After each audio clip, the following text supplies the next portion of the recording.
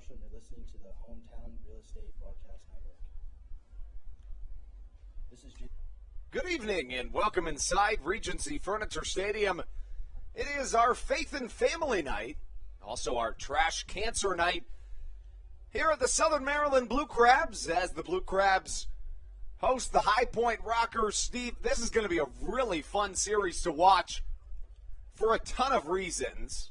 We'll start out with the simple and obvious fact that these two teams, well, they flat out don't like each other.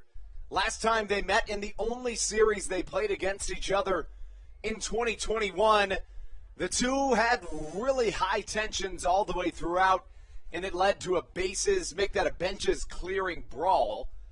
It was an ugly scene that lasted over 20 minutes, and once tensions were calmed, it restarted again. So, A, these are two teams that don't like each other, but B, and probably more importantly, these are two teams that are really fighting to get back into that playoff mix. Southern Maryland is chasing Long Island, who's won 9 straight. The Blue Crabs are 25-24, while the Rockers are 5.5 games back of the Lexington Legends. They're 7-3 in their last 10. And the Legends are 25-25. So essentially identical records between these two teams. some interleague play with the Atlantic League South Division High Point Rockers in second place, and of course the Atlantic League North Division second place team, the Southern Maryland Blue Crabs. 10 games to go here in this second half, or I should say 11 games to go in the first half. And Steve, we got a tight battle on our hands, but Southern Maryland and High Point, for that matter, if they want to win this first half, they need to do it now. You know, I know we should have a pretty exciting weekend full of baseball. As you said, it's always nice to see two teams. You know, the best games in sports are normally rivalry games. I think it's safe to say these two obviously don't like each other a lot. They have become an Atlantic League rival of the Blue Crabs. They're both trying to fight for those first place spots. I think this might be one of the biggest series coming towards the end of this first half. And additionally, if you know, of course, time is always the best indicator of the future, or I should say the past is the best indicator of the future. And, you know, given the simple fact that Long Island and Lexington are leading their respective divisions, of course, the way that it works in the Atlantic League is if the same team wins both halves, it goes off to a wild card. So let's say hypothetically there's only one wild card spot at the end of the year. Well, right now that would be between these High Point Rockers and the Southern Maryland Blue Crabs. So you can get into the playoffs without winning a half, but you have to have the next best record in the entire league. So we could very well see these two teams meeting each other in a really difficult circumstance at the end of the year. You know, the season series between these two teams is kind of bizarre. It was in 2019 in the Rockers' inaugural season as well, but they played for the first time on June 18th through 20th. That was a weekend series in High Point. Of course, they're playing again here this weekend. One game Friday, another Saturday, and the series finale Sunday. But then they don't meet again all the way until October the 1st. 3 games in High Point, then they both come here to Waldorf to face off against each other for 3 more games in Waldorf as Darrell Thompson throws the rosin bag onto the mound at Regency Furniture Stadium. We're just about set to go. Live from the Hometown Real Estate Broadcast Network, coming to you from the Baynet Press Box. And let's give you today's starting lineups. Leading off for the High Point Rockers, the center fielder Johnny Field. The MLB veteran bats first, batting second Michael Russell. .361 batting average, good for 6th best in the Atlantic League. The third baseman Stephen Cardulo bats third. Batting fourth, the first baseman Jerry Downs. Batting fifth, the catcher Stuart Levy. Batting sixth, the right fielder Jared Mitchell. Batting seventh, the left fielder James McOwen. Batting eighth, the designated hitter Randy Norris. And batting ninth, the shortstop Giovanni Alfonso. On the mound for the High Point Rockers, it is the left-hander Bryce Hensley. Hensley, during the coronavirus pandemic, had a year off from baseball and decided to become a country music singer. He has a song on Spotify that has something like 300,000 streams. For some reason, I thought that name sounded familiar. You know, country music normally isn't the first thing I go to when I listen, but all my friends do. So I hear a lot of country music flying around, and I felt like I recognized that name for something other than baseball. Yeah, he did a good job in his music career, and, you know, of course, I think that he always was a musician, but that year off of baseball gave him time to focus on his musical career. Nonetheless, Southern Maryland trying to make some sweet music of the left-hander tonight, and they'll go after it with the lineup that follows. Leading off the shortstop, Michael Baca. Batting second, moving up from that 3-hole is the hot bat of the left-handed hitting center fielder, Ruby Silva. Batting third, the left fielder, Dario Pisano. Rounding out the outfield in the cleanup spot, it's the right fielder, David Harris. Batting fifth, the first baseman, Alex Crosby. Batting sixth, the third baseman at the other corner, it's Josh McAdams. He already has 3 home runs in this homestand over the last 4 games. Batting seventh, an individual that was traded from the High Point Rockers to the Blue Crabs, it's Cesar Trejo. In fact, he's been injured basically since we acquired him. Got 1 pinch hit last night, but it's going to be fun to see him in a full game of action today. Batting eighth, the catcher, Joe DeLuca. And rounding out the lineup, it's the second baseman, Kent Blackstone. On the mound for your Blue Crabs, the right-hander, Sam Burton. And that's how we take you into the national anthem. On the other end of it, we've got Blue Crabs baseball as we host the High Point Rockers on your home for Blue Crabs baseball, the Hometown Real Estate Broadcast Network.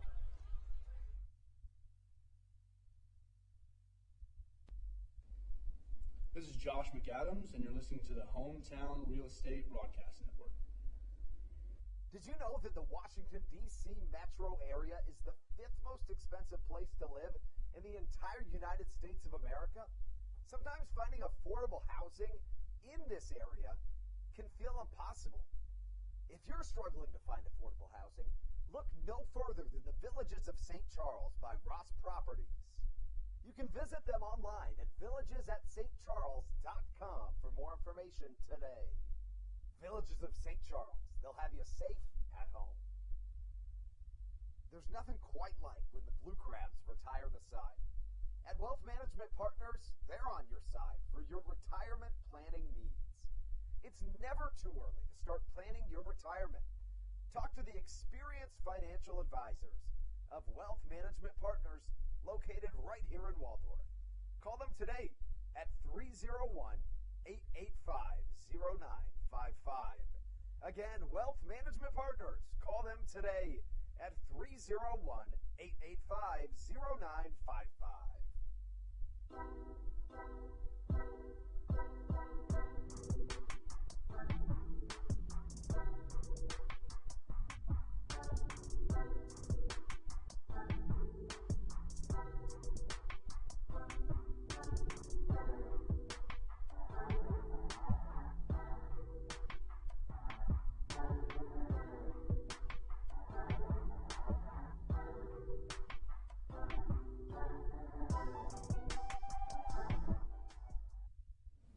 This is Kent Blackstone, and you're listening to the Hometown Real Estate Broadcast Network. The national anthem has come and gone, which means we are moments away from a series opener between your Southern Maryland Blue Crabs and the visiting High Point Rockers. Of course, this is the first time here in Waldorf that these teams meet here in this 2021 season. Southern Maryland hosts the Rockers, who hold a 25-25 record. They're 7-3 in their last 10, whereas the Blue Crabs are 25-24, 5 games back of the Atlantic League North Division leading High Point Rockers. The Long Island Ducks, while the High Point Rockers find themselves 5.5 back of the Lexington Legends in the South Division. So with just about 10 games left for each team in this first half, it is pivotal for either side that they at least win the series, if not sweep. Southern Maryland, of course, has tons of games against Long Island still left to play in this first half. 3 are at Long Island from July 27th through July 29th, and then a 4th for the very last game of the first half right here in Waldorf on August 3rd.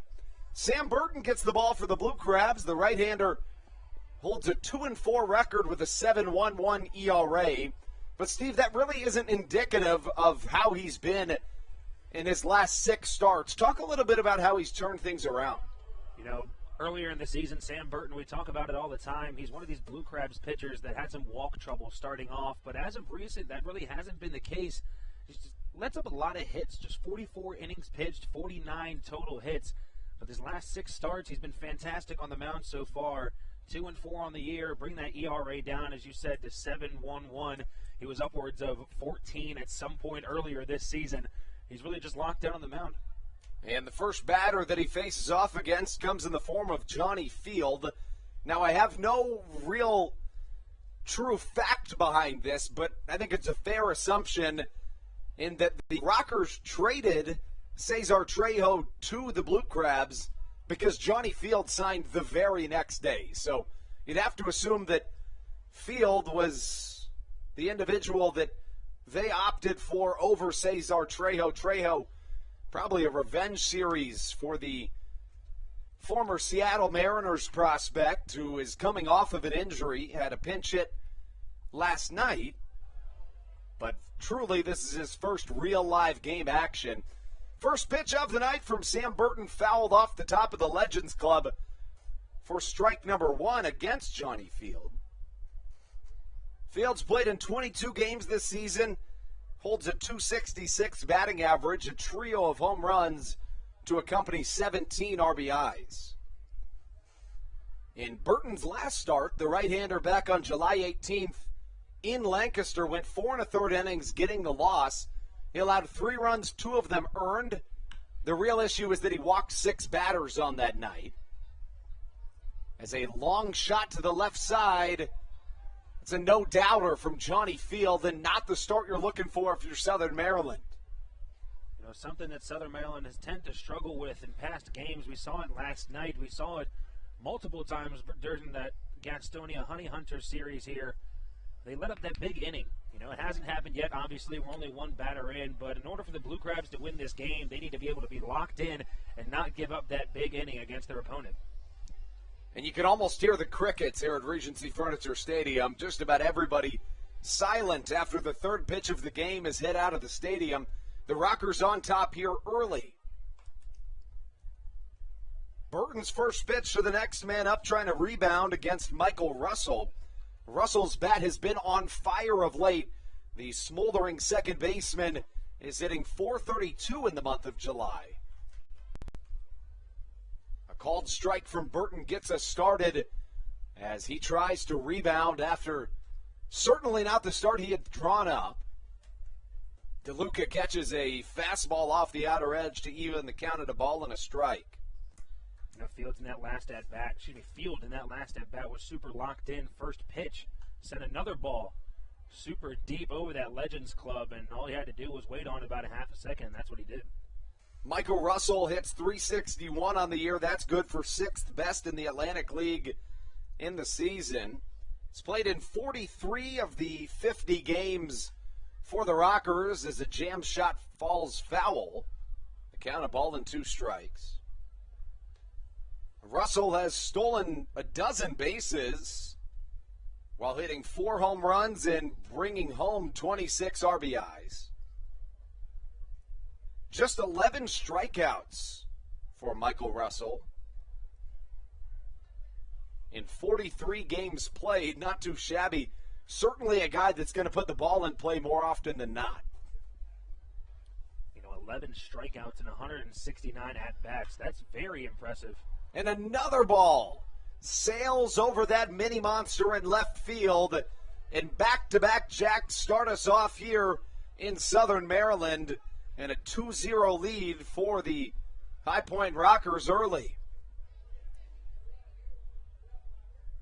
And again, still crickets here in Southern Maryland. But, you know, Steve, honestly, this is a Blue Crabs team that is bizarre in the sense that they really don't fare all that poorly when the other team scores first on them. You know, in the years that I've been here, it's always well known that the team wins about 75% of the games that they score first in, and they lose 75% of the games that they do not score first in. But this year, honestly, it's about 50-50, which is really jarring considering, I mean, in any sport, other than maybe basketball, anytime you're the team that goes down early, it's hard to climb back. A curveball from Sam Burton evens the count at a ball and a strike. A 2-0 Rockers lead as the 3-hole hitter Stephen Cardulo comes up to the plate. Cardulo hits .213 in the month of July. That's down from his season average, which sits at .291. The right-handed hitting Cardulo, an MLB veteran with 7 home runs on the season.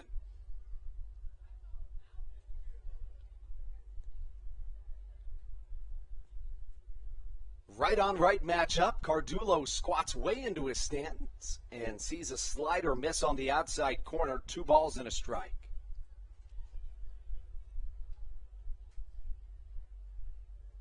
The chatter filling the airwaves here at Regency Furniture Stadium in front of a pretty healthy crowd here on a Friday night. But a 5-pitch walk puts Cardulo aboard, and now 3 straight have reached base, 2 of which hit balls outside of this stadium. You said it, not the start the Blue Crabs were looking for, but, this is a Blue Crabs team. We've seen them battle back from bigger deficits, and it's the top of the first inning. This game can go completely different throughout. But certainly something to focus on is the fact that this is also a Blue Crabs bullpen that is pretty deplenished right now, given that they've logged tons of innings of late. In addition to that, you are out of Grafer Aregua, somebody who generally eats a ton of innings in a game. This is not at all to say that Burton's night is already a foregone conclusion, but reading the script, you don't imagine necessarily, if the trajectory continues the way in which it's gone, that he works 6-7 innings. A ball and a strike the count. The pitch to Jerry Downs in there for strike number 2. It looks like Burton's trying to finally work it into a rhythm. But to be perfectly honest, when you have back-to-back homers hit off you to start a game, that's not necessarily always your fault. Sometimes you just are running up against a buzzsaw of a team that's feeling good in a series opener. As Burton responds with a fastball high, Downs takes, but it's a called strike 3, and that's just what the doctor ordered for Sam Burton as the crowd erupts for the first out of the game. Every strike he threw in that at-bat, you saw Sam Burton just getting right back on the mound, trying to be a little more aggressive, have a little more control out there, as he's just not taking a lot of time in between these pitches. So that brings up Stuart Levy. Levy's numbers so far on the season: a .268 hitter, 6 home runs, 27 RBIs, a .400 on-base percentage. Generally, Steve, you do see catchers have really good on-base percentages for tons of reasons. One being, sometimes when you don't have an electronic strike zone, they develop a really good repertoire and with the umpire and maybe develop some respect from said umpire. But further than that, they generally know the zone better than anybody. They play that position where literally every pitch thrown goes right to them. They're bound to have the best guy out on the field. Pickoff move to first, not in time for Sam Burton. Stuart Levy was originally a 27th round draft pick by the Baltimore Orioles out of Arkansas State University.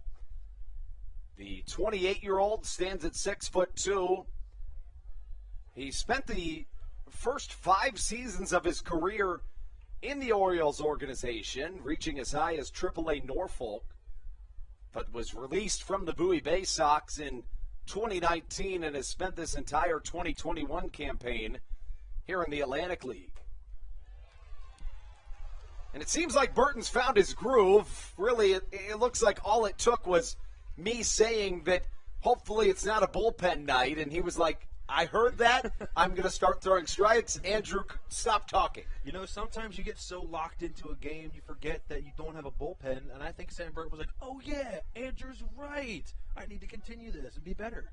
Very well could be. And I think that's what happened. I'll take the credit. Jared Mitchell comes to the plate. Mitchell, a longtime Atlantic Leaguer and a longtime household name across professional baseball. Mitchell has a very interesting story. When he was at LSU, he won national titles on both the baseball and football teams. He was a 2-sport athlete at LSU, which you don't hear all that often. Mitchell was originally a first-round draft pick by the Chicago White Sox, selected right before Mike Trout. A story that is certain to live with anybody, especially Mitchell and those in the front office of the Chicago White Sox organization, for quite some time. Now, Mitchell, in my opinion, is a guy that very easily could excel in the AAA level and hold his own, certainly, at the MLB level. He's one of those raw talents that you see in this Atlantic League and just wonder what could be in the major leagues. As Burton responds to back-to-back jacks and a walk with 3 straight strikeouts, that's what the doctor ordered, and the crowd gets loud here in Southern Maryland. We'll take a short break and be right back on the Hometown Real Estate Broadcast Network.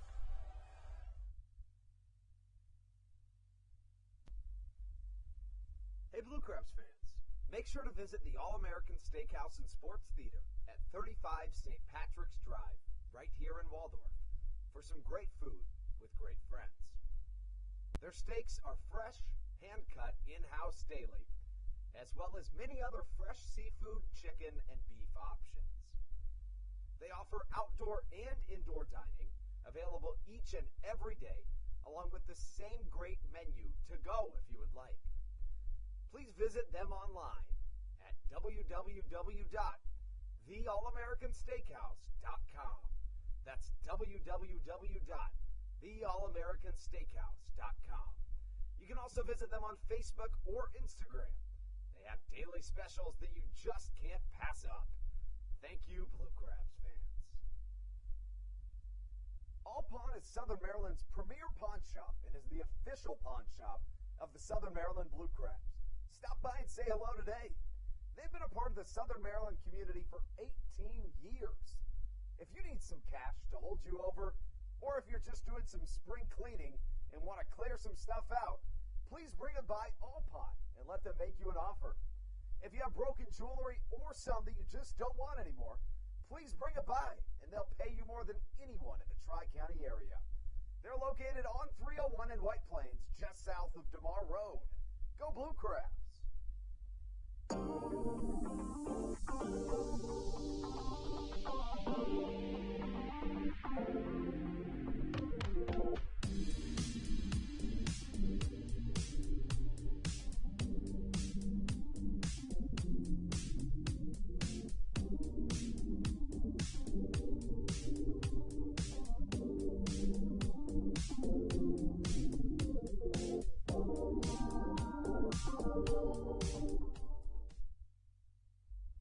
This is Patrick Baker, and you're listening to the Hometown Real Estate Broadcast Network.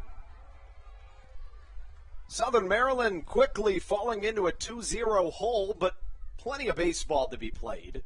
The southpaw Bryce Hensley hops on the mound to face off against a former High Point Rocker in the form of Michael Baca. First pitch from Hensley, a called strike. As we take you into the bottom of the first, Southern Maryland has won 2 of the 4 games in the homestand to this point.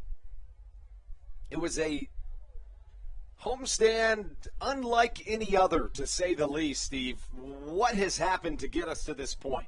I mean, that series versus Gastonia that we just got off of might have been the craziest series of baseball I've ever seen. The first game, the Blue Crabs came back from an early 9-0 deficit where the Honey Hunters scored 9 in the top of the second inning, and then immediately Jake Lucci comes up in the bottom of the second with a grand slam. That was very exciting. And they go on to come back and win 14-12. And then the doubleheader was even more bizarre. The Blue Crabs came out extremely hot, putting up huge numbers in a couple of innings, and got a 13-1 win in the first one. And then the next game goes on to drop the second one by a score of 14-1. So it just got completely flipped on its head.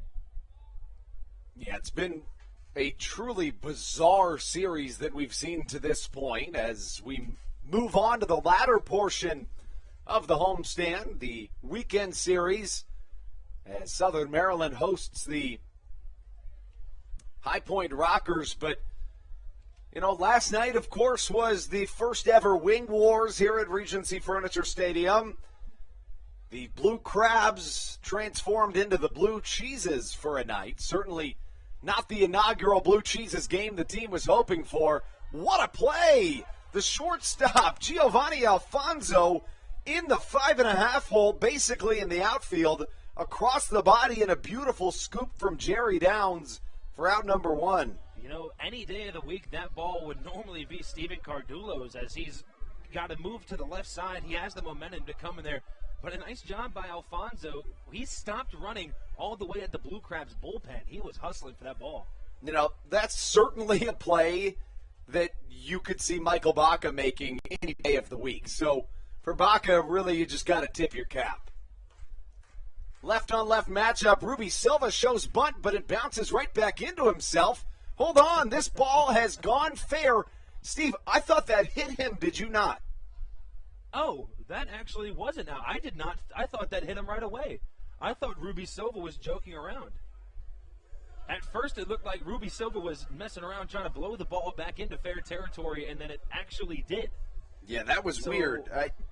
I mean, we must have just seen it wrong because there really wasn't much of an argument from Silva or Stan Clyburn, but an unfortunate way to retire your first 2 outs if you're Southern Maryland. First, a beautiful play from Alfonso, and then a swinging bunt attempt that looked like it hit Silva, but turns out to be a 1-2 putout. Dario Pisano now into the box, and he takes a called ball 1 from Bryce Hensley. We see Pisano in that left field position today. Jake Lucci was holding that down as we had a couple injured outfielders on this team. As now we get to see Pisano a little bit more in his natural position as we normally saw him in that first base in that designated hitter spot so far this season.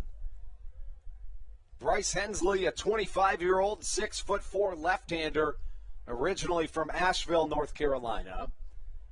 Hensley was drafted by the Kansas City Royals in the 22nd round of the 2018 MLB draft out of the University of North Carolina at Greensboro. Pisano slaps one foul, the count of ball and 2 strikes. While in the Kansas City Royals organization, Hensley would reach as high as Double-A Northwest Arkansas with the Naturals. But after that 2019 season ended, COVID started, and now Hensley finds himself here in the Atlantic League. But we talked about it pregame, Steve.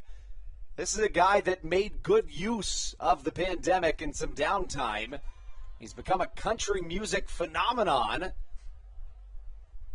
as he works a quick 1-2-3 inning. Dario Pisano retired for out number 3. Certainly not the rebound inning the Blue Crabs offense was looking for after back-to-back jacks started the High Point Rockers first inning. But again, tons of baseball left to play. We'll have that and so much more when we return on the Hometown Real Estate Broadcast Network.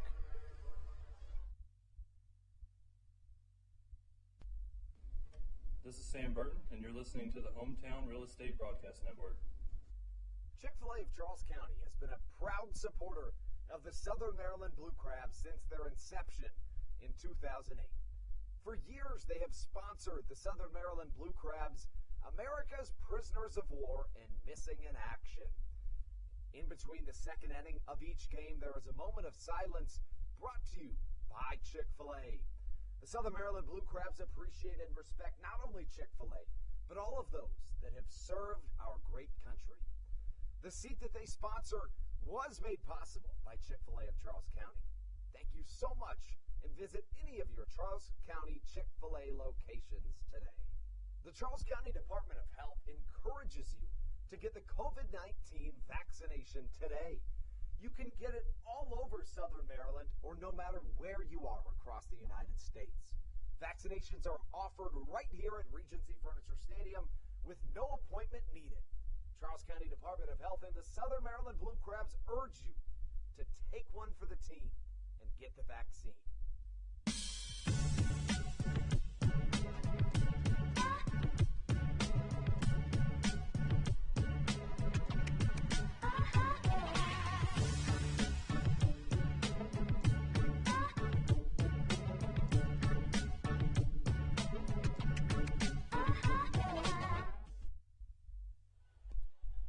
Welcome into the second inning of baseball here at Southern Maryland as the Blue Crabs try to keep this High Point Rockers lead right where it's at.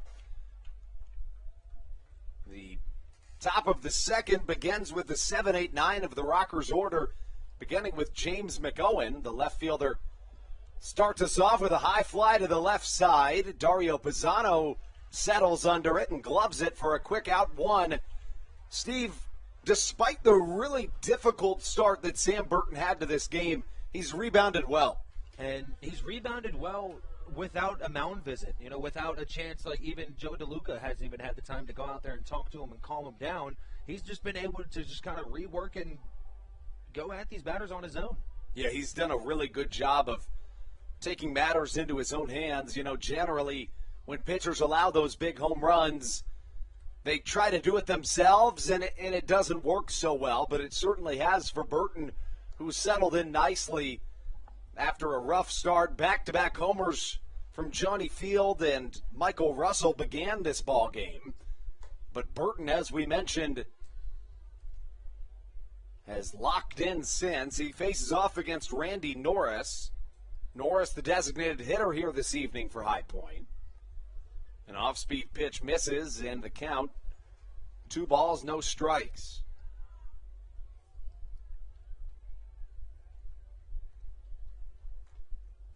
Norris, the designated hitter, wears number 11 on the back of his gray duotone jersey. Steve, I think that's a new saying that people are using, duotone. Is it? I think so. I've been seeing it some places, so. Some places? Yeah, I had. Can you name a place you've seen it? Twitter. That's fair. I'll give you that one. Yeah. It's instead of monotone, it's duotone. Duotone. Yeah. Start using it. That's like the ombre hairstyle, though, where it goes from, like, blonde to darker, like, brown or whatever. That's what it looks like on that, but it's gray. Right. Yeah. You mean their jerseys? Yes. Yeah, exactly. I agree. Duotone. Nice.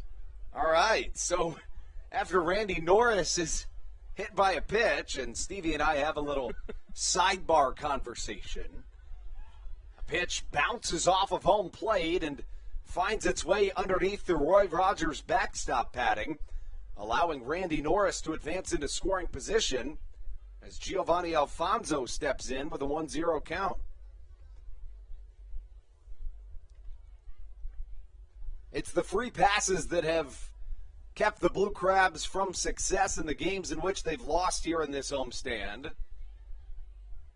But today it was the home runs until the hit by pitch. One down as Michael Baca thinks about coming into this mound meeting, but decides to stay it short. Again, we mentioned it earlier, but these two teams, they, to put it quite frankly, do not like each other all that much. They got in a bases-clearing brawl the last time they met. That was in High Point, and that's the only time they met this season. Fastball inside misses, and the count 2-0. Alfonso, in 17 games this season, a .383 hitter. The 28-year-old fouls one towards the Blue Crabs bullpen, and nobody moves a muscle. That never gets old. It's one of the funniest things ever for no reason. I agree. It is, and it is hilarious. You know, I wish that the people on the tuning in here, you guys were able to hear us, or see what we're talking about. But basically, the bullpens in the Atlantic League, when a ball's hit at them, they just don't move. No one moves a muscle. There goes Ruby Silva tracking down a long shot baseball all the way to the right center power alley. Steve, I would say 9 times out of 10 that ball drops for extra bases. I would say, arguably, if Ruby Silva isn't even near, within distance of the stadium, 10 times out of 10. There's no one that's going to be able to catch that ball except for Ruby Silva. And then he spun around and off his back foot threw a line drive to Kent Blackstone. He's so fun to watch. He's so fun to watch. And the crazy thing about it, too, is that by the time he caught it, he was basically just kind of hanging out. He got under it fast. He has plus speed, but where he really excels is his baseball IQ. Talking about Silva, he thinks everything down to the millisecond, and he's able to get to baseballs in a route that allows him the time and the ability to catch balls that others wouldn't. The count, no balls and a strike here to the leadoff man. It's Johnny Field hitting for the second time in his mini innings. Of course, he hit a solo shot over the mini monster in left field to begin this ball game, as the count evens at a ball and a strike. Field, an MLB veteran, made his MLB debut in 2018 with the Rays. Split that season between the Tampa Bay Rays and the Minnesota Twins as a changeup is a called strike 2. He appeared in 83 games, hitting with a .222 batting average in 2018. He was claimed off waivers by the Chicago Cubs in 2019 and spent that season with the Iowa Cubs.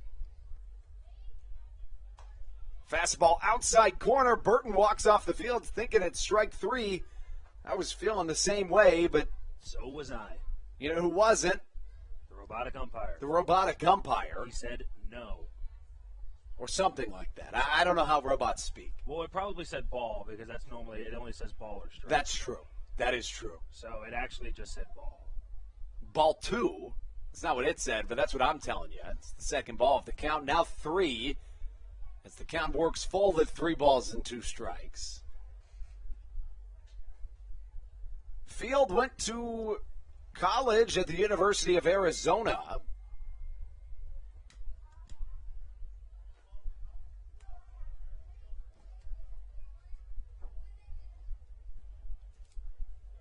The University of Arizona grad, we talked about him earlier. Solo home run to start the game for him. As the full count pitch, he pops up to the middle of the infield. Alex Crosby running forward, and he's able to rein that one in for out number 3. So as we talked about, after giving up 2 solo home runs to start the game, Sam Burton walks the guy, strikes out 3 in a row, and gets out of the second inning without letting up a run as he seems to be pretty locked in on the mound. When we return with more action for you guys in the bottom of the second inning on the Hometown Real Estate Broadcast Network. This is Sam Burton, and you're listening to the Hometown Real Estate Broadcast Network. Chick-fil-A of Charles County has been a proud supporter of the Southern Maryland Blue Crabs since their inception in 2008. For years, they have sponsored the Southern Maryland Blue Crabs, America's prisoners of war and missing in action. In between the second inning of each game, there is a moment of silence brought to you by Chick-fil-A. The Southern Maryland Blue Crabs appreciate and respect not only Chick-fil-A, but all of those that have served our great country. The seat that they sponsor was made possible by Chick-fil-A of Charles County. Thank you so much, and visit any of your Charles County Chick-fil-A locations today. The Charles County Department of Health encourages you to get the COVID-19 vaccination today. You can get it all over Southern Maryland or no matter where you are across the United States. Vaccinations are offered right here at Regency Furniture Stadium with no appointment needed. Charles County Department of Health and the Southern Maryland Blue Crabs urge you to take one for the team and get the vaccine.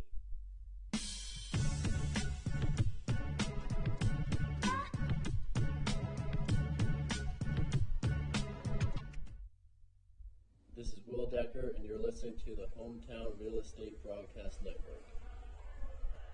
This game began with some real fireworks. Back-to-back homers started us off. That gives the Rockers a 2-0 lead, but ever since, it's been a ton of defensive dominance. On the Rockers' side of things, defensively, it's been Bryce Hensley and his infield doing the work. Set the Blue Crabs down in order on 3 straight groundouts in the first, and now he faces the heart of Southern Maryland's order, beginning with David Harris. Harris, the right fielder for Southern Maryland here today. Hit for average throughout most of his career, but has really shifted into a power hitting role and excelled in that facet. The former Toronto Blue Jays prospect David Harris, 7 home runs, 35 RBIs on the season as he swings through a fastball. Hensley works ahead 1-2.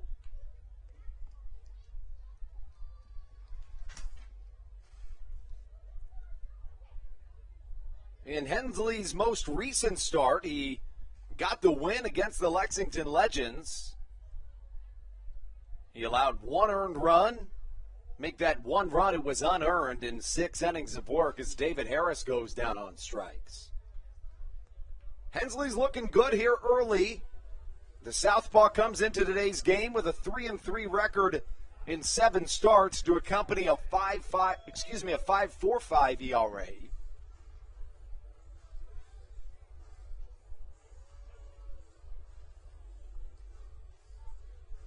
Hensley's only 25 years old. He's appeared in 35 games professionally. Was in the Kansas City Royals system for 2 years before COVID happened as Alex Crosby takes ball 1. We mentioned that Hensley is a musician, Steve. when the season was canceled due to the COVID-19 pandemic as Alex Crosby's hit by a pitch for the second night in a row. Hensley, a talented musician, used the time off from baseball during quarantine to record his first single, Growing Up in Me. And it was well received on multiple platforms, including Instagram, Spotify, and YouTube. Now, I don't know a ton about country music, but some people that I've talked to about Bryce Hensley, when I've told this story to them, that do listen to country music said, whoa, he was on a song with that guy? So I'm going to get that name for you and see if it rings a bell to you, Steve. Now, do you listen to country music, Steve? Go-to genre of music, but I enjoy a good country song now and then. Country is also one of my favorite genres to go with if you're doing karaoke. That's fair. I truly can't say I've ever done karaoke. Oh, we got to do it. You and me. We'll live stream it. Well, we don't have... Actually, yeah, let's do that, Yeah. honestly. That sounds Okay. awesome. I don't know why I was going to say no. That sounds like so much fun. Bryce Hensley, I said he featured on a song. What I should have said is that he opened up for another big-time country music musician. Back on June the 23rd, let's actually go a little further back from that. This is a direct quote from Hensley. He said, in March of 2020, he got sent home from spring training with the Royals due to COVID. He came home and worked construction 40 hours a week until the Royals called him back in September, telling him that he was released. But on June 23rd, Steve, the night before one of his starts, or 2 nights before one of his starts, he got to open up for Jake Owen, who people tell me is a big-time country musician. He has 2 million followers on Twitter, so he must be. As Josh McAdams takes the ball on the outside. Does that name ring a bell to you? What was that name again, you said? Jake Owen. Kinda, a little bit. I'm just kidding. Yeah, no, he's a very popular country singer. That's actually really cool that he was able to go out and perform with them. Oh. That's a very cool thing to have. And I didn't notice this. I was just looking at his Spotify account. He dropped a song last week, a week ago today. Did he? Yeah, hey, go listen to Bryce Hensley's Small Town Dreams on Spotify. I just looked him up. He's got a couple songs dropped in the last couple months. On July 4th, June 24th, a week ago. Good for him. And he's working on an EP, which will be called, the title of the EP will be Small Town Dreams. Nice. You can see the cover art is him in a throwback photo of him in a baseball uniform. You know, I got an interesting question for you. Oh, that's cool. That's real cool. I got an interesting question for you. Yes. You know, we talk about one of the most coveted things in sports is a multi-sport athlete. Somebody like a Jared Mitchell for the Rockers that can win a national championship in football and baseball at LSU. But what about a musician / professional athlete?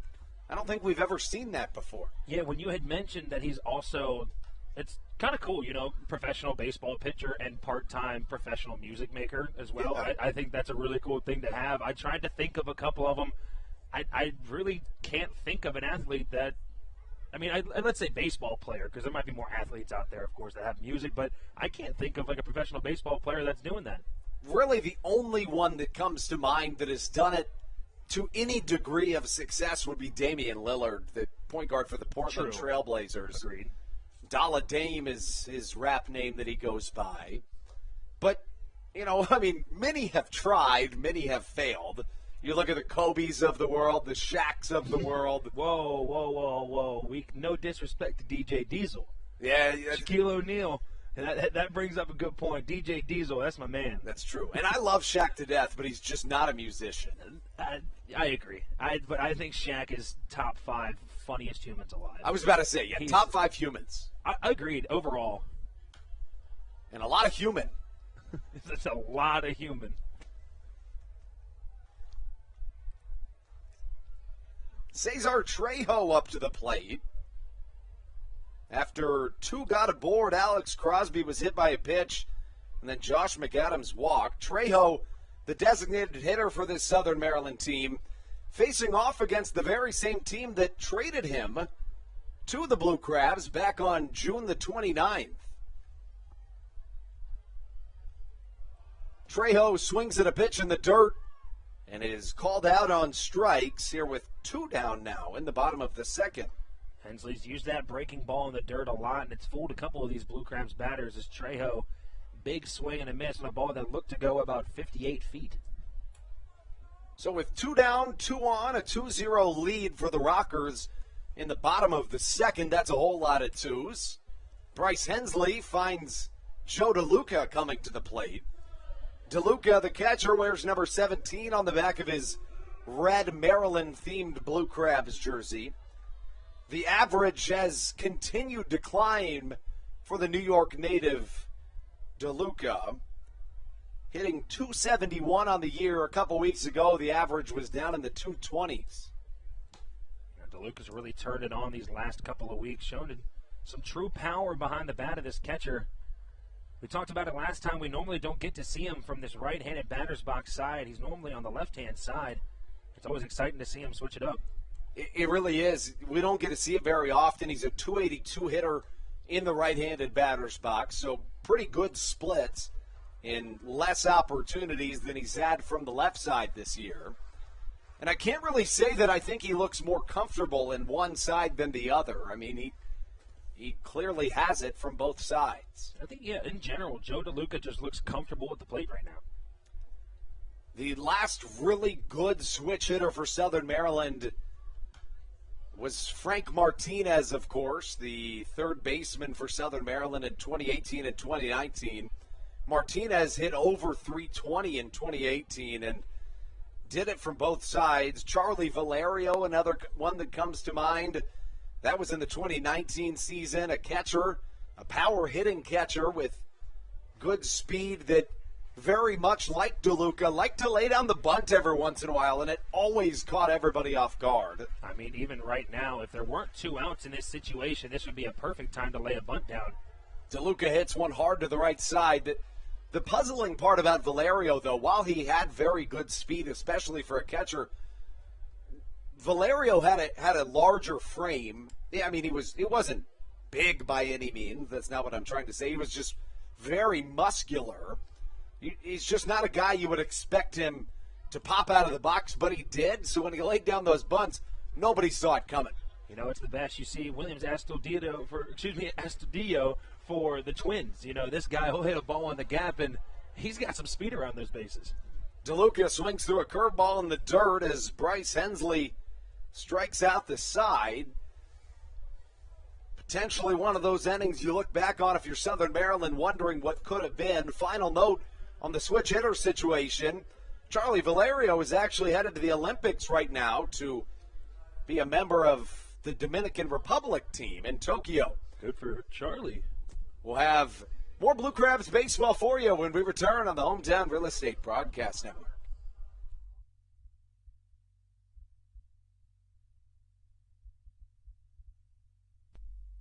When you're in the market to buy or sell a home, call Tony McClure of Century 21 New Millennium and his Grand Slam team. The realtor of the Southern Maryland Blue Crabs since our first season in 2008.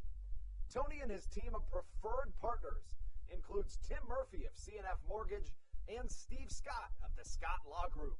Together, they will ensure that your real estate needs are nothing short of a grand slam. The quality service you will receive is Hall of Fame worthy. Put Tony's 41-plus years of experience to work for you. Call or text Tony today at 301-928-1280 for your personal Grand Slam experience. Go Blue Crabs.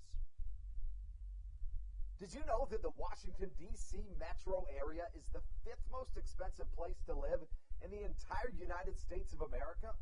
Sometimes finding affordable housing in this area can feel impossible.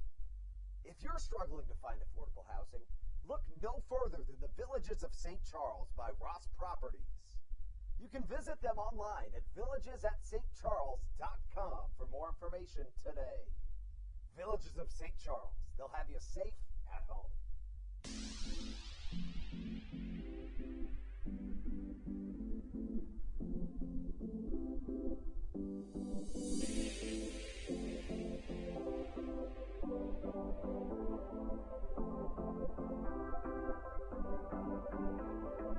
This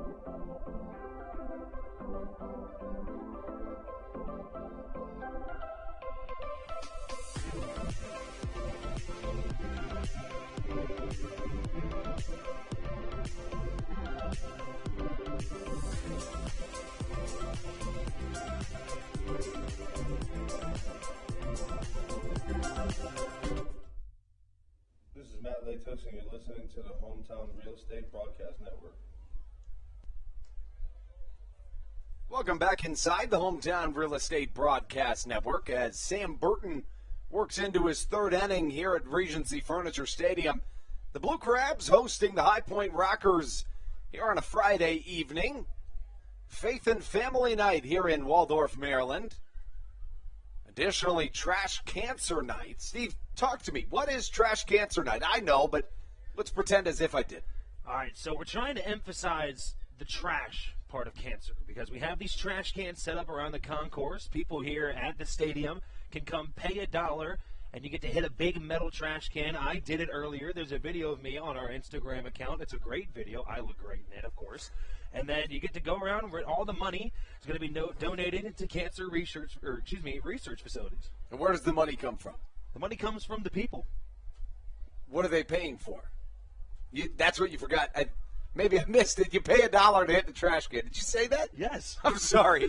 I'm so sorry. That's why I was so confused Oh, on what you man. were trying to lead me to say. I apologize. Steve explained it masterfully. I mean, unless someone can go back and clip me not saying it, because I'm about 99% sure I said it beforehand. So I'm going to apologize, but I'm also going to ask that somebody does clip that if I'm right. But if not, don't. That's fine. I'm going to apologize if I was wrong. Apology not accepted. I wasn't apologizing to you. I was apologizing to the people. Oh, okay. On behalf of them. Top of the third as we continue. Sam Burton walks Michael Russell to lead off the third. Now Stephen Cardulo up at the plate. Cardulo always dips really low into that stance, as you can tell, and he also chalks the back end of the batter's box. Number 7 on the back of his jersey as Burton misses high and tight. The count 2 balls and 1 strike. The leadoff man has reached base in 2 of the 3 innings. The 3-hole hitter Cardulo swings past a gorgeous off-speed pitch from the right hand of Sam Burton to even the count at 2 balls and 2 strikes. Both starters here tonight aren't going to blow you away with their velocity, but both of them have fantastic, not only precision, but also movement on their pitches. Cardulo to the right side. This could be 2. Blackstone to second. Baca to first. Not in time, but what a turn. You know, a nice play over there. Blackstone didn't really have anywhere to go in that situation. If he had tried to charge that ball, he would have ended up running into Michael Russell. So I think he played it safe there. And, I mean, nice job by Baca able to make the turn. But Stephen Cardulo just a little too quick down that line. So after the fielder's choice, the cleanup man, Jerry Downs, comes to the plate. Downs struck out in his first time up. That was in that sequence of back-to-back-to-back strikeouts that Sam Burton issued after he allowed 2 straight homers and a walk. Downs hits one high in the sky to the right side. Can it stay fair? Not quite, but if it would have been a homer. That one bounced over. Looked like it almost wrapped around the pole, but it just tailed a little too far to the right as it almost entered the kids' park. Downs has the power to bring one out of this stadium. The first baseman has a .613 slugging percentage this season. That's good for 6th best in the Atlantic League. Takes a ball inside as the count evens at a ball and a strike.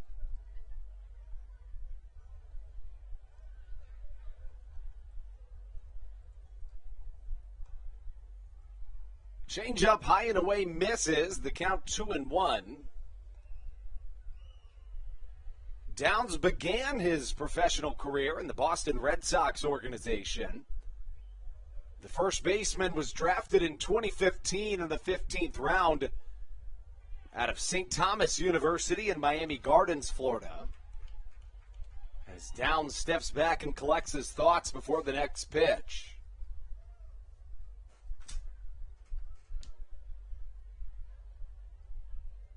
Downs would have gone to the Olympics had Columbia had qualified for the Olympic Games. He was on the 2021 Olympic qualifying team for Columbia. Hits one to the left side. Here comes Dario Pisano, who gloves for out number 2. You know, Downs is one of those really good examples of talent can be found anywhere.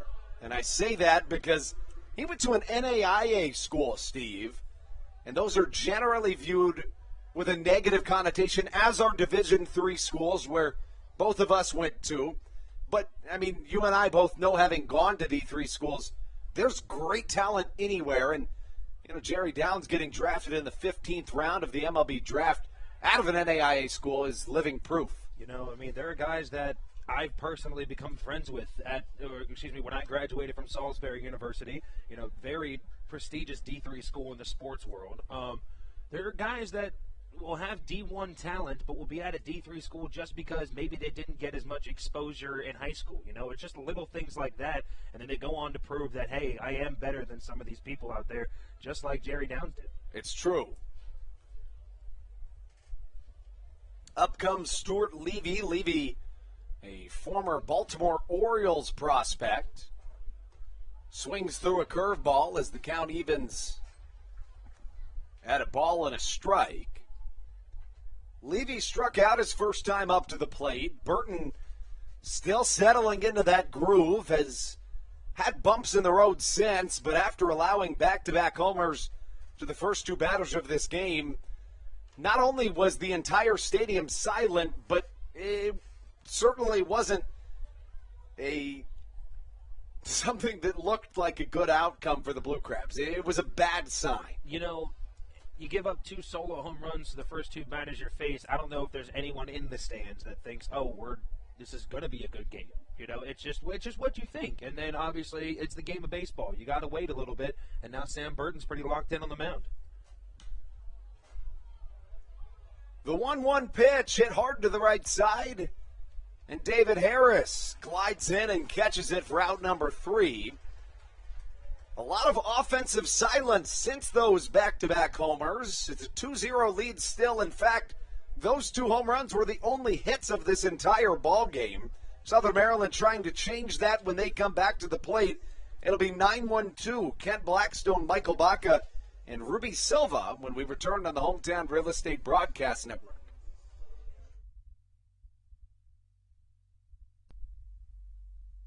There's nothing quite like when the Blue Crabs retire the side. At Wealth Management Partners, they're on your side for your retirement planning needs.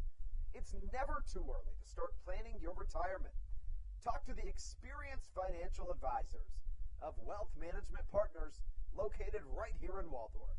Call them today at 301-885-0955. Again, Wealth Management Partners. Call them today at 301-885-0955.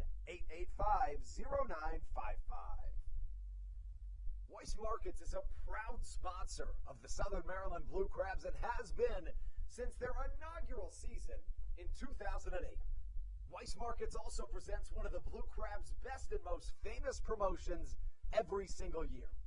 Kids can get in free to every single Blue Crabs game of every single year simply by wearing a jersey, thanks to Weiss Markets. Weiss Markets can help you with all of your game day needs for a great price. Stop in at your local Weiss today.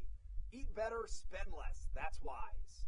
Weiss Markets is a proud sponsor of the Southern Maryland Blue Crabs.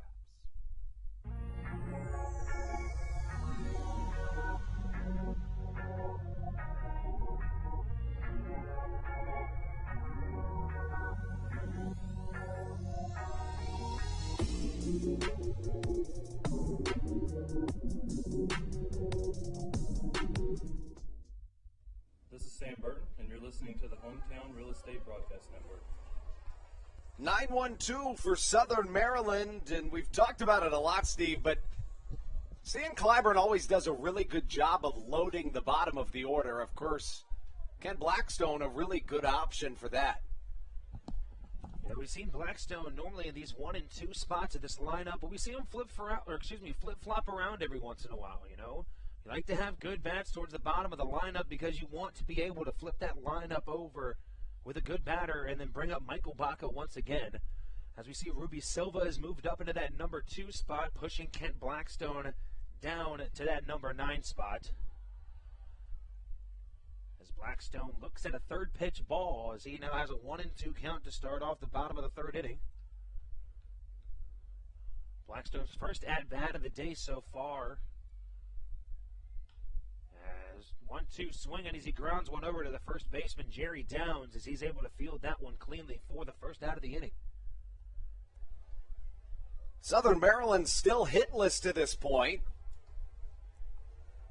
Bryce Hensley has allowed 2 individuals to reach base. That was back-to-back in the second inning when Alex Crosby was hit by a pitch and Josh McAdams followed with a walk. Despite allowing 2 free passes in that frame, Hensley actually struck out the side against Southern Maryland.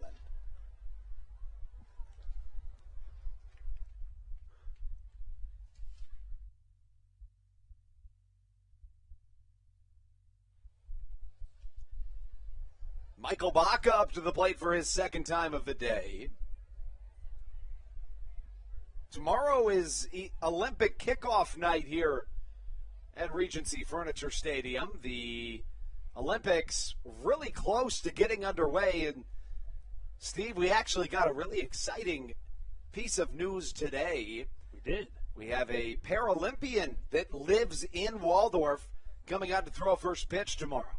That's very exciting. Additionally, Monet Davis, the former Little League World Series star, will be at the contest. And we'll have tons of activities and games for fans to take part in all throughout the night. You know, it's also library night as well. We're going to have a Scholastic Book Fair in the Legends Club. I think that might be one of the more things I'm excited about. You know, that was always my favorite day growing up in school. I think that is so cool, and I think that it's really, really awesome that we pulled that off. We got all of the supplies mailed to us today, and it basically took up the entire FedEx truck that it came in as Michael Baca is retired on strikes, the second out of the inning. That brings up Ruby Silva. Silva 0 for 1 today. He was held hitless in yesterday's series finale against the Gastonia Honey Hunters. He is 15 for 37 since joining the Blue Crabs, and his hitless contest yesterday ended a 7-game hit streak.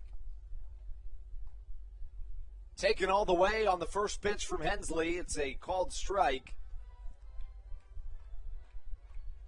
Something that has changed in Silva's approach at the plate since 2019, but not all that much, is as he grounds one to the right side, nearly beats it out, but he used to stand really far off the plate, is a little closer these days, but nonetheless, Southern Maryland has been held hitless through the first third of this contest, still waiting to come through after offensive explosion in the beginning of our most recent homestand led to a Game 4 of the homestand in which Southern Maryland was held to just 5 hits.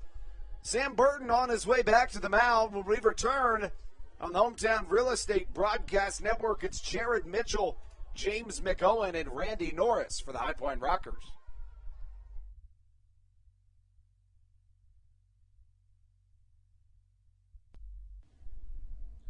This is Carlos Diaz, and you are listening to the Hometown Real Estate Broadcast Network. Good. American Radiology is the clear choice for all of your medical imaging needs.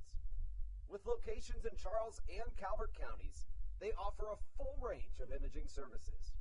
Some of their latest innovations included 3D mammography and wide-open MRIs for our claustrophobic patients. For your convenience, they even offer extended weekday hours and Saturdays. For more information or to schedule an appointment, visit their website at AmericanRadiology.com. HomeTownRealEstate.com. When you're in the market to buy or sell a home, call Tony McClure of Century 21 New Millennium and his Grand Slam team. The realtor of the Southern Maryland Blue Crabs since our first season in 2008. Tony and his team of preferred partners includes Tim Murphy of CNF Mortgage and Steve Scott of the Scott Law Group.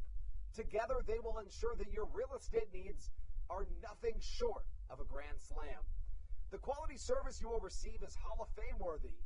Put Tony's 41 plus years of experience to work for you. Call or text Tony today at 301-928-1280 for your personal Grand Slam experience. Go Blue Crabs. This is David Harris, and you're listening to Hometown Real Estate Broadcast Network. After giving up back-to-back solo home runs to start off this contest, Sam Burton has been locked in on the mound ever since. Hasn't given up a hit since those two. As the first pitch to Jared Mitchell, the right fielder, starting off. That one's inside for ball one. Mitchell 0 for 1. He struck out to end the top of the first inning. I was back when Sam Burton struck out back-to-back batters.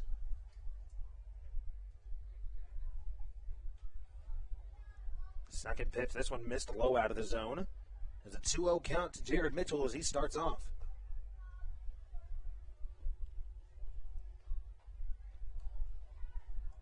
The 2-0 pitch, this one misses as well, and Jared Mitchell quickly with a 3-0 count to start off the top of the fourth inning. 3-0 swinging, had the green light as he fouls one off.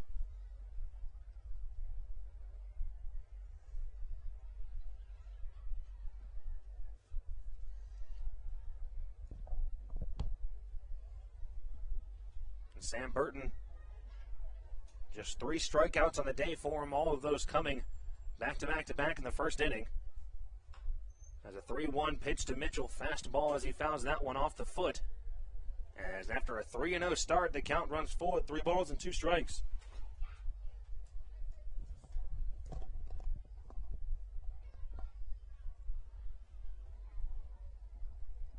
Mitchell, a very solid outfielder, plus speed on him, a plus bat as well. And that's just the thing about Jared Mitchell that's always so impressive. As that ball skied into shallow left field, Josh McAdams is racing back for it. And Josh McAdams makes the play in shallow left field for out number 1. And I got to say, I'm pretty surprised that he wasn't called off by Dario Pisano.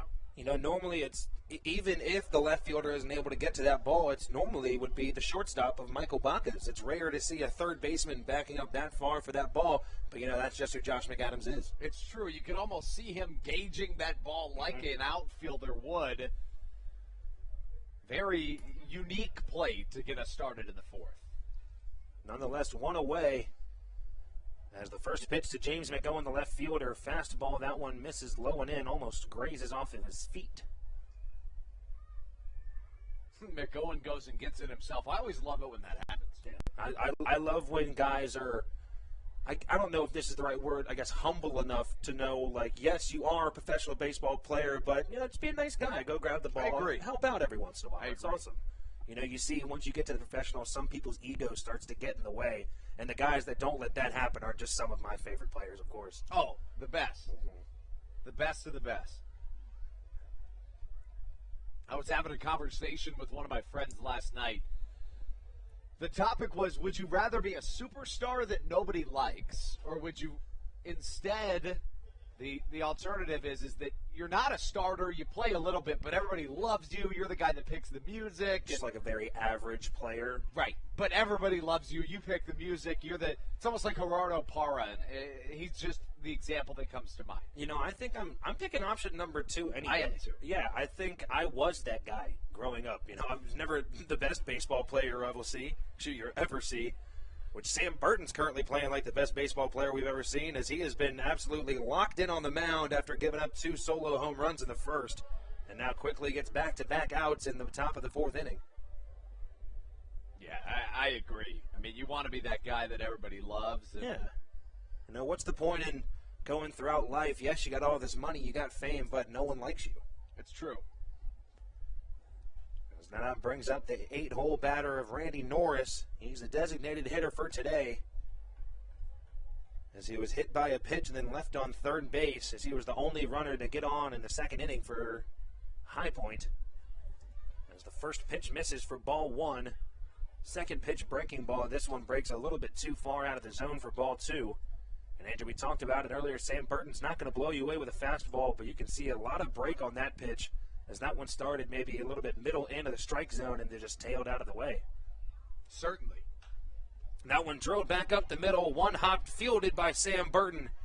As he throws it over to first base, Alex Crosby able to scoop that one up for the third out of the inning. 2-0, still our score. Both runs coming in the top of the first inning. Blue Crabs still have yet to have a hit off of the pitcher Bryce Hensley, as we head into the bottom of the fourth inning, and we'll be right back with some more action for you guys on the Hometown Real Estate Broadcast Network. This is Sam Burton, and you're listening to the Hometown Real Estate Broadcast Network. Chick-fil-A of Charles County has been a proud supporter of the Southern Maryland Blue Crabs since their inception in 2008. For years, they have sponsored the Southern Maryland Blue Crabs, America's prisoners of war and missing in action. In between the second inning of each game, there is a moment of silence brought to you by Chick-fil-A. The Southern Maryland Blue Crabs appreciate and respect not only Chick-fil-A, but all of those that have served our great country. The seat that they sponsor was made possible by Chick-fil-A of Charles County. Thank you so much, and visit any of your Charles County Chick-fil-A locations today. The Charles County Department of Health encourages you to get the COVID-19 vaccination today. You can get it all over Southern Maryland or no matter where you are across the United States. Vaccinations are offered right here at Regency Furniture Stadium with no appointment needed. Charles County Department of Health and the Southern Maryland Blue Crabs urge you to take one for the team and get the vaccine.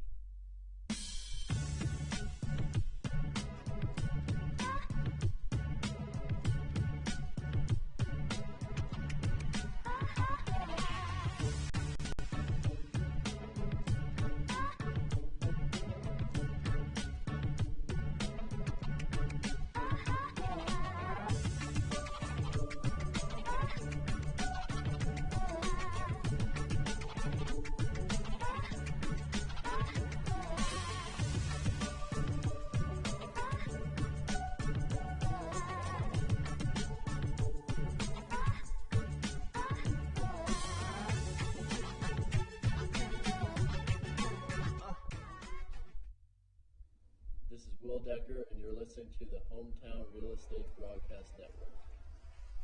The first baseman, left fielder, Dario Pisano leading things off for the Blue Crabs in the bottom of the fourth inning. As the Blue Crabs still hitless against Bryce Hensley, the left-handed thrower on the mound for High Point. Goodness gracious. As so far he's got 3 innings. 4 strikeouts for him on the day. As Pisano, first pitch, pops that one up behind us here in the Bayonet press box for strike number 1.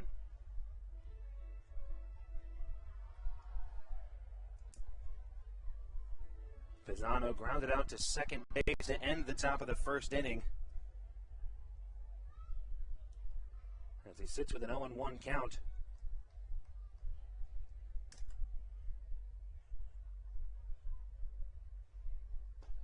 Second pitch to Pisano, checks his swing. Third base umpire says he doesn't go around, as the count moves to 1 ball and 1 strike.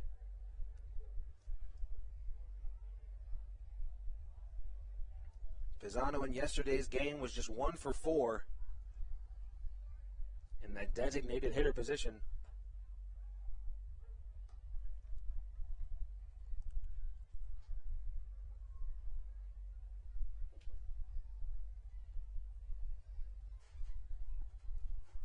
Pisano now looks at a 1-2 count to lead off the bottom of the fourth inning. Pisano reaches on a ball low in the dirt, grounds it over to second base once again, and a very nice pick over by Jerry Bounds at first base for the first out of the inning. I love watching that guy play first base. He is a blast to watch. an incredible defensive first baseman, and he makes every movement over dramatic, which I love. No, that's what I was going to say. He's very overly animated with the way he does things, and if you're able to be that animated with everything and still make great plays like that, why not do it every time? It's just entertainment at that point. It is, and there is some coaches that will tell their first baseman defensively to be over dramatic with it, to make sure you get the right movements, but on the other side of the spectrum, if you swipe that aggressively, the ball can fly out of your glove. So it's a two-sided coin, as it were. And brings up the power-hitting right fielder of David Harris. Harris dribbles one out in front of, down the left field line, out in front of home plate, and he's going to beat that one out. No, he's not. He is going to be called safe. And the hometown crowd at Regency Furniture Stadium is letting him have it. And to be completely honest with you, Steve, he should be getting an earful. I almost always stay impartial on these calls. I really do. Mm-hmm. But that's one that I firmly disagree with. And Sam Clyburn is almost always even-keeled about it, too. But even he ran out of the dugout immediately. That is borderline egregious. You know, as a professional broadcaster, you have to do your best to stay as professional as possible, which means obviously trying not to show favoritism towards certain situations. But that one right there, there's no doubts about it. That's just kind of a blown call. It is. And I, especially when the Blue Crabs are hitless to this point, of course, that doesn't instruct or alter the umpire's decision, but it makes it more of a momentous play in the game.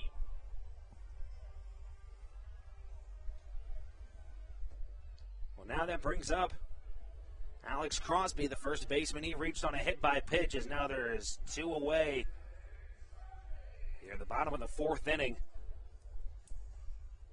You know, I mean, you said it right there, especially in a situation where the Blue Crabs are hitless. That would have been an infield base hit if given to them. And that might change the whole outcome. As the first pitch to Crosby, that one low and in the dirt for ball one.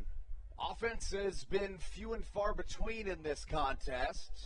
We saw 2 hits in the first 2 plate appearances of this entire ball game, both home runs, and ever since, both teams have been held hitless. No one pitch to Crosby. Big swing from the first baseman as he swings right through a fastball low and inside. For strike number 1 as the count runs even at 1 apiece. Crosby in the 5 hole for this Blue Crabs lineup. That one ripped over to the right side. Second baseman Russell able to field that one, throw it over to first base for the 3rd out of the inning. Blue Crabs go 1-2-3 at the bottom of the 4th as we head into the top of the 5th inning. Still no hits on the board for Southern Maryland as the Rockers got 2 runs in the top of the 1st. Still have yet to have another hit as well. We'll be right back with some more action for you guys on the Hometown Real Estate Broadcast Network.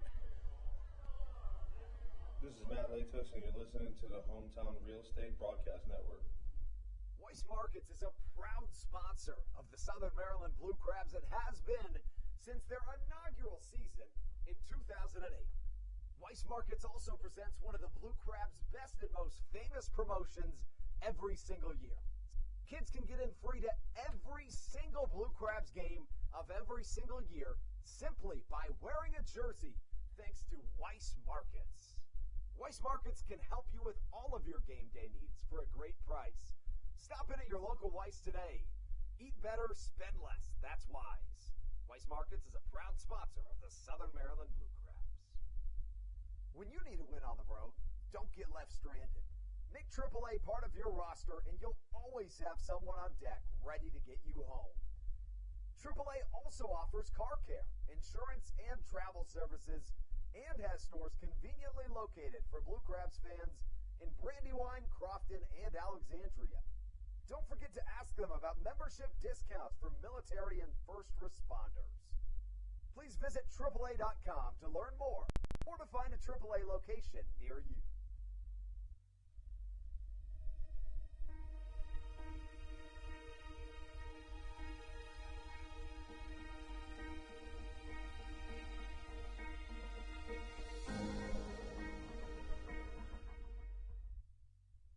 This is Matt Latos, Tooks, and you're listening to the Hometown Real Estate Broadcast Network.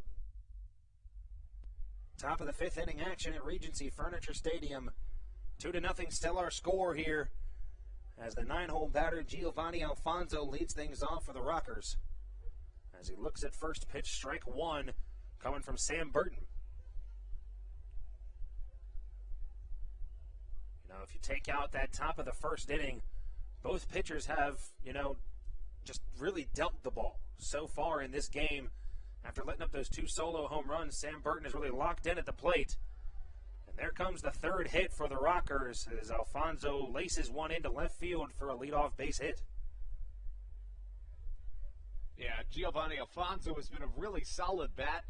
For High Point, when they've used him, the shortstop, a 383 hitter entering play today in 17 games played.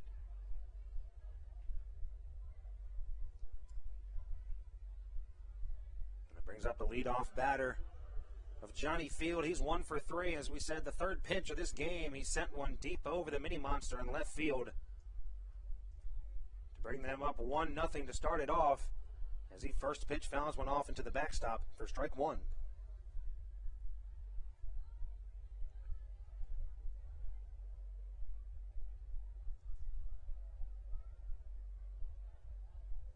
Oh, 0-1 the count to the center fielder of Johnny Field.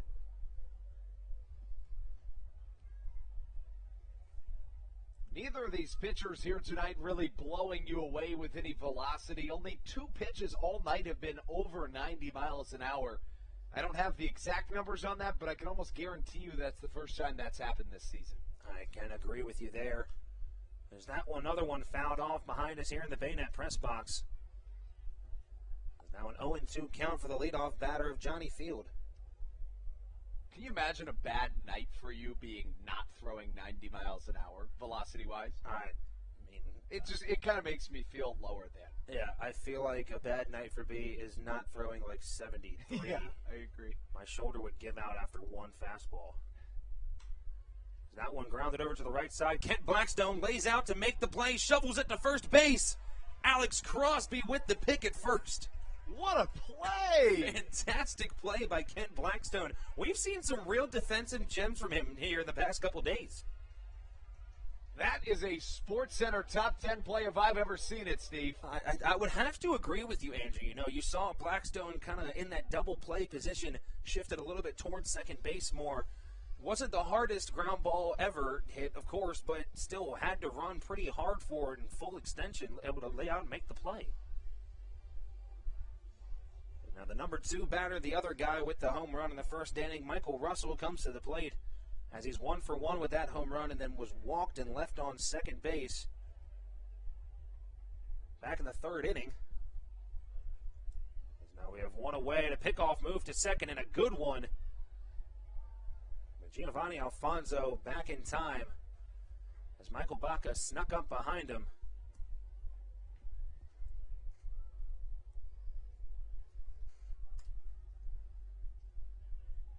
Just 3 total hits for the Rockers, none for the Blue Crabs so far this game. As we said, we've seen some, spurts of, offense from this Blue Crabs roster. We've been able to see them score upwards of 9, 10, 11 runs in an inning.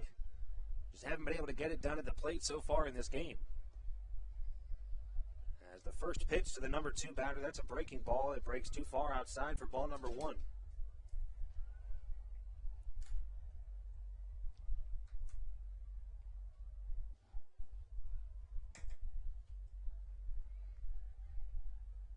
Another count to Michael Russell, the second baseman. Breaking ball from Burton.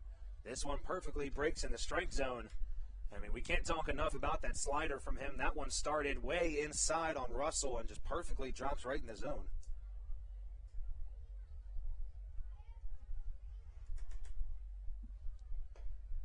And the 1-1 pitch. Fastball misses high and outside as the count runs to 2 balls and 1 strike.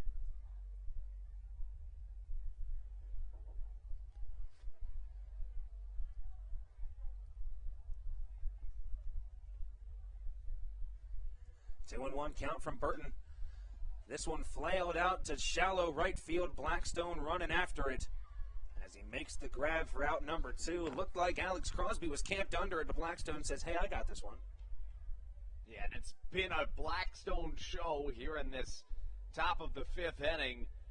You know, that one a little bit more routine, but I'll tell you what, that first play that Blackstone made is up there with the best we've seen this season. You know, it's not surprising he calls Alex Crosby off there, because when you make a great play like he did for that first out, your adrenaline is just rushing so much. You're like, you know what, I'm going to just make every play that I can from now on. Oh, so, for sure. You know, nothing wrong about calling somebody off as long as the play is made.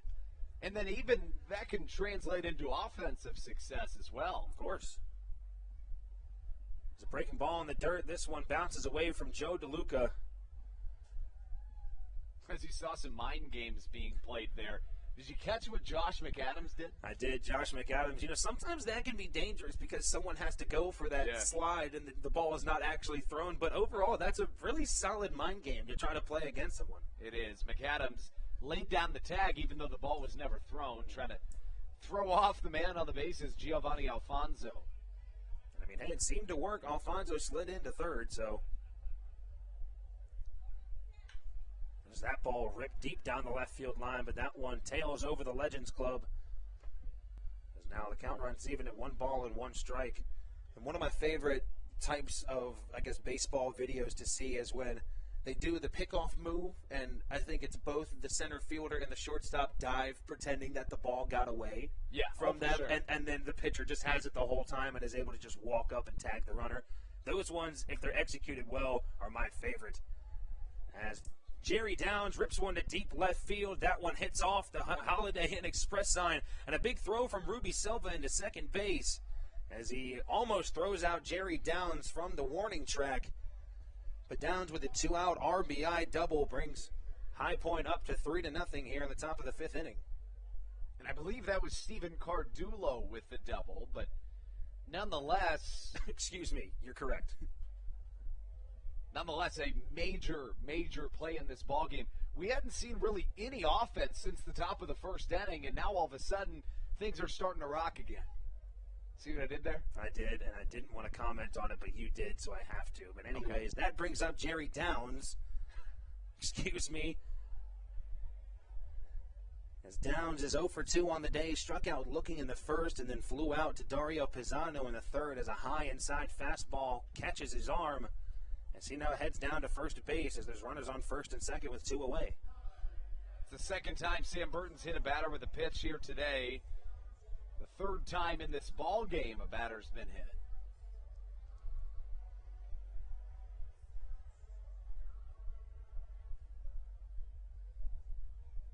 And that brings up the catcher of Stuart Levy.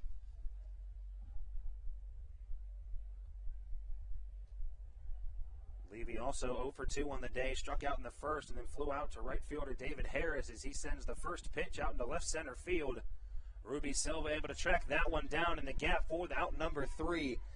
But not before a big 2-out double from Stephen Cardulo brings around Giovanni Alfonso. And High Point now with the 3-0 lead as we head into the bottom of the 5th inning. And we'll be right back with some more action for you guys on the Hometown Real Estate Broadcast Network. This is Daryl Thompson, and you're listening to the Hometown Real Estate Broadcast Network. In February of 2020, Regency Furniture Stadium and the Southern Maryland Blue Crabs were given what we view as an honor, being named the 4th mass vaccination site in the state of Maryland.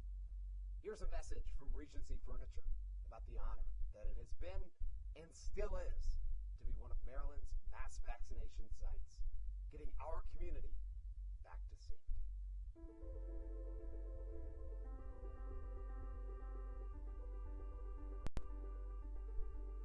During these times of uncertainty, it helps to know there are things we can control to help ourselves and others. For me, it presents the hope that soon enough my friends and family will be together again.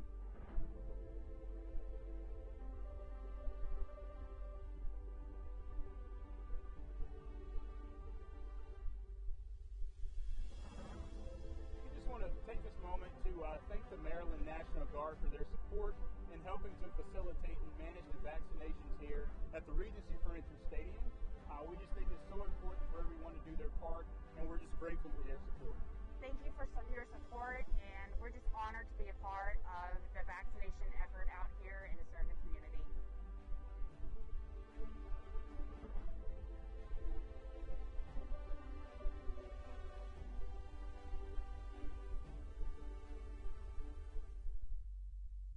Whether it's Chris Paul, Cliff Paul, Aaron Rodgers, or even the son of a former Blue Crab, Patrick Mahomes, you've seen many athletes endorsing State Farm. That's because This is Kent Blackstone, and you're listening to the Hometown Real Estate Broadcast Network. Josh McAdams, the third baseman, leading things off for the Blue Crabs in the bottom of the fifth inning. Southern Maryland still has yet to record a hit against Bryce Hensley, left-handed thrower for High Point. And, Steve, we talked about it on another one of these nights in which Southern Maryland was hitless early. But to go on the record once more, I am more than okay with mentioning the fact that there's a no-hitter if the Blue Crabs are the team being no-hit. You know, I almost did it earlier, but I hesitated. I think that's fair to say. I think that's fair to I think that's right. True. And you know, if it was a no-hitter being pitched by Southern Maryland, or as McAdams laces one over to Alfonso, the shortstop, and he quickly gobbles that one up and throws it across the diamond for out number one. But I mean, even if we were trying not to mention it, we wouldn't say that the Blue Crabs have 0 hits. And we've been saying that all throughout. So true. That's true. I think that it's more than acceptable. See, my thought was it was always the actual phrase "no hitter." Don't say it. Like, you know, it's one of those. Like it's whatever if you're like, well, the Blue Crabs haven't been able to record a hit yet because you're not saying no hitter technically. I think at that point that's where the line is crossed. See, I think that's the problem with unwritten rules. No one actually knows what the rule. There is no official rule. I love the idea of unwritten rules. It tries to keep everyone honest in a way, but you don't know what the rule is actually. It's whatever you want it to be. Cesar Trejo now at the plate for the Blue Crabs. Designated hitter struck out back in the second inning. As the second pitch to him is a breaking ball, that one's in the zone as the count runs even at 1 ball and 1 strike. Haven't been able to see Trejo.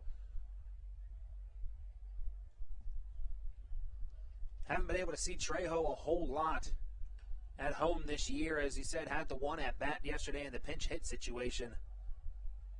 As he fouls off the third pitch he sees. Trejo entered play as a 300 hitter on the season. Just 6 at-bats as a Blue Crab after being traded to Southern Maryland from these same High Point Rockers, but hit 7 home runs, stole 7 bags in about 35 games for the Rockers. That one ripped over to the right side. A diving play by the third baseman, Cardullo. And another close play at first. Southern Maryland letting them hear it once again.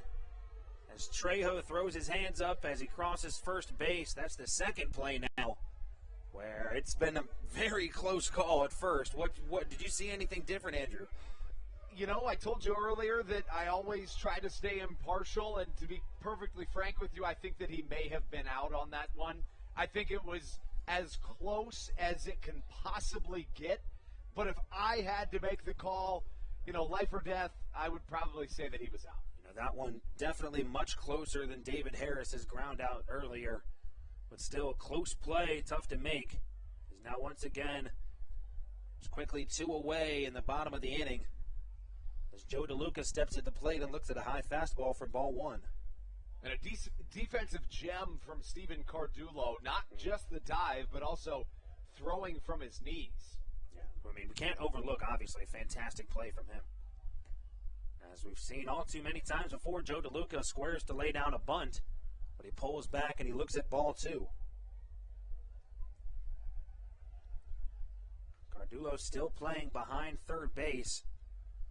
I think that's what Joe DeLuca notices, is he has really a wide open left side of that infield if he wanted to be able to drop down a bunt. But swinging away he is. He bloops one down the right field line. That one just misses foul. As DeLuca didn't even bother to drop the bat at home plate as he carries with him to first base. DeLuca now comes back. He's looking at a 2-1 count here with 2 away in the bottom of the 5th inning. You mentioned it. There's been a couple of times Southern Maryland has come within millimeters of recording their first hit here tonight. But, you know, even stretching into last night's series finale, Steve, this is a Southern Maryland offense that was clicking but is now stuck in idle. The 2-1 pitch to the catcher, DeLuca. He lays down a bunt to the left side. Well, that one's going to dribble foul over to the left of that third base line. As the count runs even at 2 balls and 2 strikes, and I'd be pretty surprised to see another bunt attempt here with 2 strikes. If nothing else, it throws off Bryce Hensley's groove, right? Mm-hmm. Seeing the bunt attempts, what have you. It's not a terrible idea by any means, especially because we know he can do it. We just have never seen him do it from the right side before. He's a switch hitter. The 2-2 pitch, breaking ball low and in the dirt. Bryce Hensley strikes out Joe DeLuca to end the bottom of the 5th inning. Southern Maryland still hitless through 5 total innings as we head into the top of the 6th inning, and we'll be right back with more action for you guys in the Hometown Real Estate Broadcast Network. This is Daryl Thompson, and you're listening to the Hometown Real Estate Broadcast Network. Chick-fil-A of Charles County has been a proud supporter of the Southern Maryland Blue Crabs since their inception in 2008. For years, they have sponsored the Southern Maryland Blue Crabs, America's prisoners of war and missing in action. In between the 2nd inning of each game, there is a moment of silence brought to you by Chick-fil-A. The Southern Maryland Blue Crabs appreciate and respect not only Chick-fil-A, but all of those that have served our great country. The seat that they sponsor was made possible by Chick-fil-A of Charles County. Thank you so much, and visit any of your Charles County Chick-fil-A locations today. Through October of 2021, COVID-19 vaccinations are offered right here at Regency Furniture Stadium. No appointment necessary. Just swing on by and get your COVID-19 vaccination today. Take one for the team, Southern Maryland.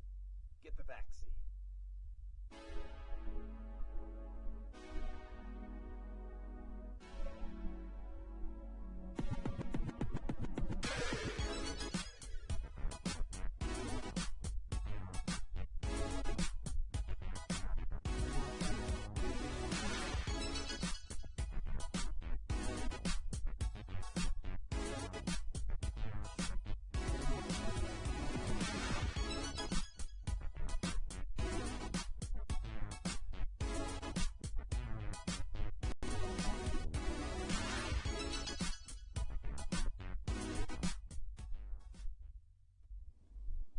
This is David Harris, and you're listening to Hometown Real Estate Broadcast Network. The tie-dye guy, Ron Lord, leading the crowd in a happy birthday chant for a couple of our Blue Crabs fans here at Regency Furniture Stadium.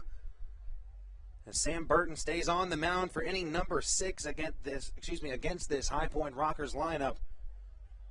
We talked about it earlier. If you scratch that top of the 1st inning, Sam Burton has himself 5 full innings by only giving up 2 hits and 1 run. And so far, I mean, that's a pretty solid day. As the first pitch to the right fielder of Jared Mitchell is low and in the dirt for ball 1.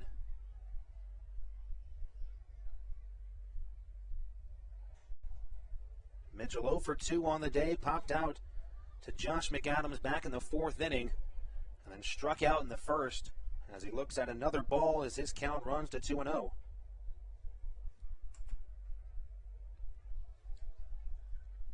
The 2-0 pitch to Mitchell, fastball, looked to be a 2-seamer as that one tailed right back in the strike zone. A nice pitch from Sam Burton. As he gets a strike on the board and the count runs to 2 balls and 1 strike. Pretty heavy shift over to the right side. Michael Baca almost playing directly behind second base.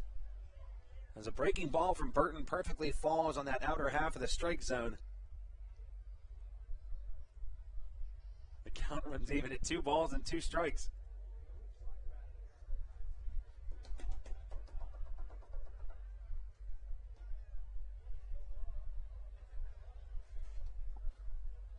We've talked about it a couple of times already, Stevie, but I really don't think you can talk about it enough.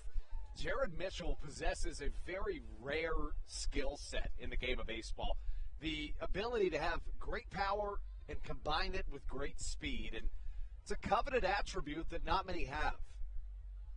A 3-2 pitch from Mitchell fouled off as he stays alive with a full count. As you said, it's always nice. You have guys that, maybe plus power, plus fielding, or, plus contact, plus speed. But really, that power and speed combo is really what sets people apart from others in the league.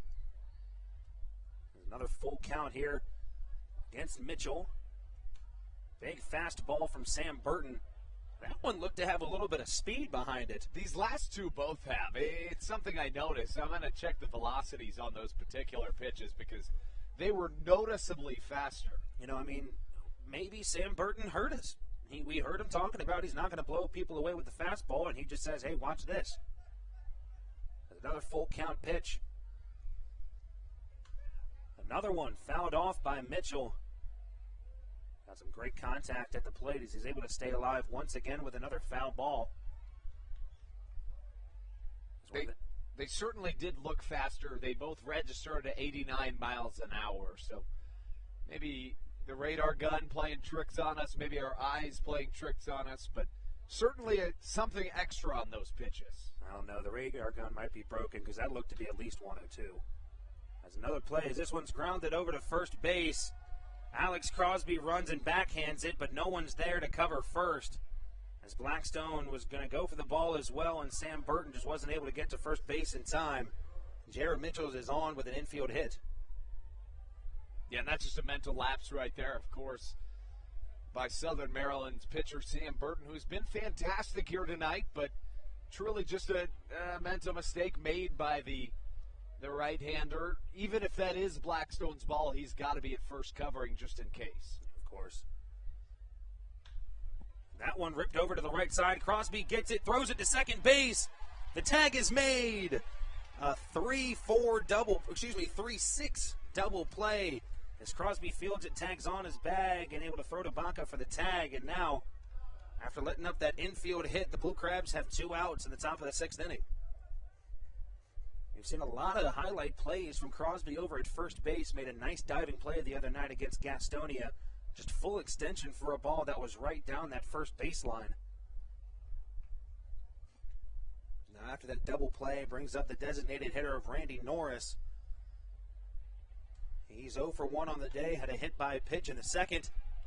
Then grounded out in the third as he pops up the first pitch he sees in the shallow right field.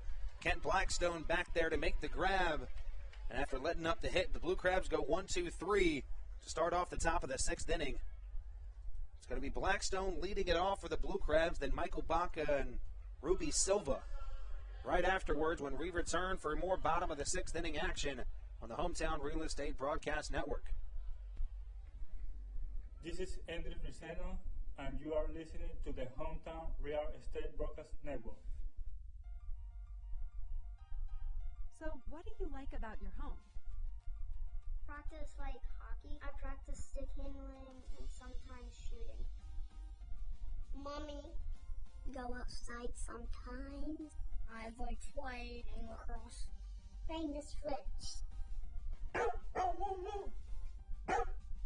like the scribble. Daddy, I like to build Legos at home. I'm the biggest cousin. Riding my dirt bike. We help you home.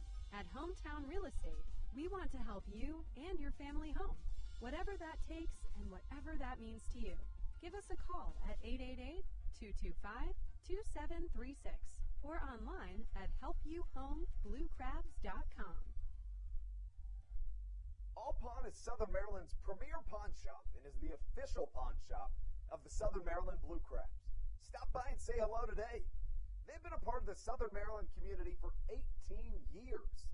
If you need some cash to hold you over, or if you're just doing some spring cleaning and want to clear some stuff out, please bring it by All Pawn and let them make you an offer. If you have broken jewelry or some that you just don't want anymore, please bring it by and they'll pay you more than anyone in the Tri-County area. They're located on 301 in White Plains, just south of DeMar Road. Go Blue Crabs!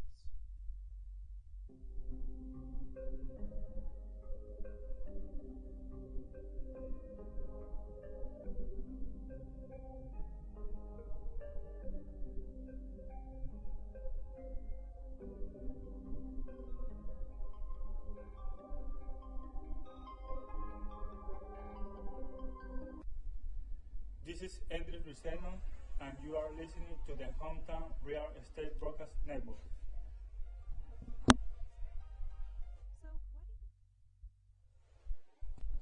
Bottom of the sixth inning action here at Regency Furniture Stadium. The second baseman, Ken Blackstone, starting things off here for the Blue Crabs as he fouls off the first pitch he sees.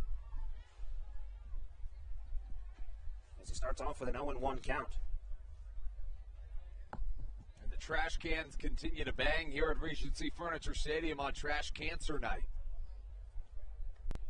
A very solid promotion. Who wouldn't want to bang a trash can for $1? We talked about it last night. You know, if I wasn't sitting here broadcasting the game, I probably would have spent about $10 so far at this point at that stand. It's true, and maybe we should have them bring one of the trash cans up here for the live stream. Like, are we going to hit it on the live stream? I don't see why not. I feel like that'd be kind of loud. Do you have $1? I actually, no, you missed it. The video that they took of me on the Instagram story, I paid for that. Like, actually, you did? Yeah, I actually gave $1 for that. So I now have $13. I was going to say, so you're down to $13. Yeah, so technically I have $9 more to spend before the end of the night. What happened to the other $4? Well, I need to save at least $4 for myself, you know. Okay. Like a McChicken or two. Okay. Blackstone stays alive with another fast ball as he looks at an 0-2 count to lead off the bottom of the sixth inning. Blackstone 0 for 1 today, grounded out to the first baseman, Jerry Downs, as he just tagged the bag himself. 0-2 pitch. And a big breaking ball from Hensley as this one breaks very far out of the zone. Ken Blackstone swinging away at it for a strikeout and out number 1. We mentioned it, but the Blue Crabs had just 5 hits in last night's series finale. That's coming after scoring a whopping double digits in 3 straight games prior. So quite the flip of the script, but still just about half of a baseball game of offense left for your Southern Maryland Blue Crabs. I mean, hey, that's how it goes. In the game of baseball, you have your highs, you have your lows. You got a team that's able to score 27 runs in 2 games and then can't score more than 2 in 2 more games afterwards. As Baca sends the first pitch he sees out to center field. But Field out there able to make the play for out number 2. Hensley really hasn't had to work that hard either for all of these outs and no hits that he's worked to this point, Steve. The right-handers had a pretty easy time of it. Really locked in on the mound, has had some help with his defense behind him as well. A couple good plays made already. One coming from Cardulo at third base back in last inning. As Ruby Silva now at the plate for the Blue Crabs with 2 out away in the bottom of the 6th inning.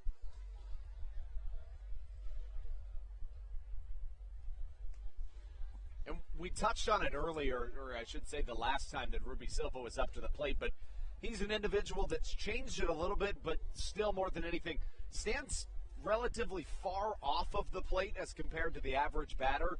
And oftentimes you'll see pitchers immediately attack the outside of the strike zone because of it. The 1-1 count as he dribbles one over to the left side. Shortstop Alfonso's got to be quick. And called safe is Ruby Silva as the Blue Crabs get their first hit of the game off of an infield dribbler by Ruby Silva. And we've talked about the speed from the center fielder as he's able to beat that one out. That was a bang-bang play if I've ever seen one, Steve. It's the 3rd time in this game that the call truly could have gone either way. This time, finally, it goes in favor of the Blue Crabs, and who knows, maybe that's the break they needed. Hey, no, we saw Jake Lucci come through with a couple base hits in that last Gastonia series that started a rally. You know, maybe that's all you need is just a small base hit to get things started for your offense. What do you think about a push-bunt single down the third baseline right here? I was just thinking the exact same thing as we see a heavy shift from Cardulo over on the left side. as he's playing even closer to the shortstop position as he normally would be at the third base position. And it's interesting that the outfield isn't reflecting that same shift. Very interesting to see. In fact, they're maybe going the opposite way, if anything. That ball laced out to center field. That one's going to drop in front of the center fielder field. Now the Blue Crabs are in business with a runner on first and second with 2 away. I love watching Ruby Silva play the game of baseball, Steve. Did you see what he did there? I did. He tried to draw the throw, and then when Cardulo acted like he was going to try to throw it back at him, he put up his hands like, hey, whoa, I'm not going anywhere. What are you trying to throw the ball at me for? You know, you love seeing guys out there that are able to take the game seriously, be studs at the game, but at the same time have so much fun with it. Because, I mean, at the end of the day, baseball is a child's game. You know, it's a game to have fun with your friends.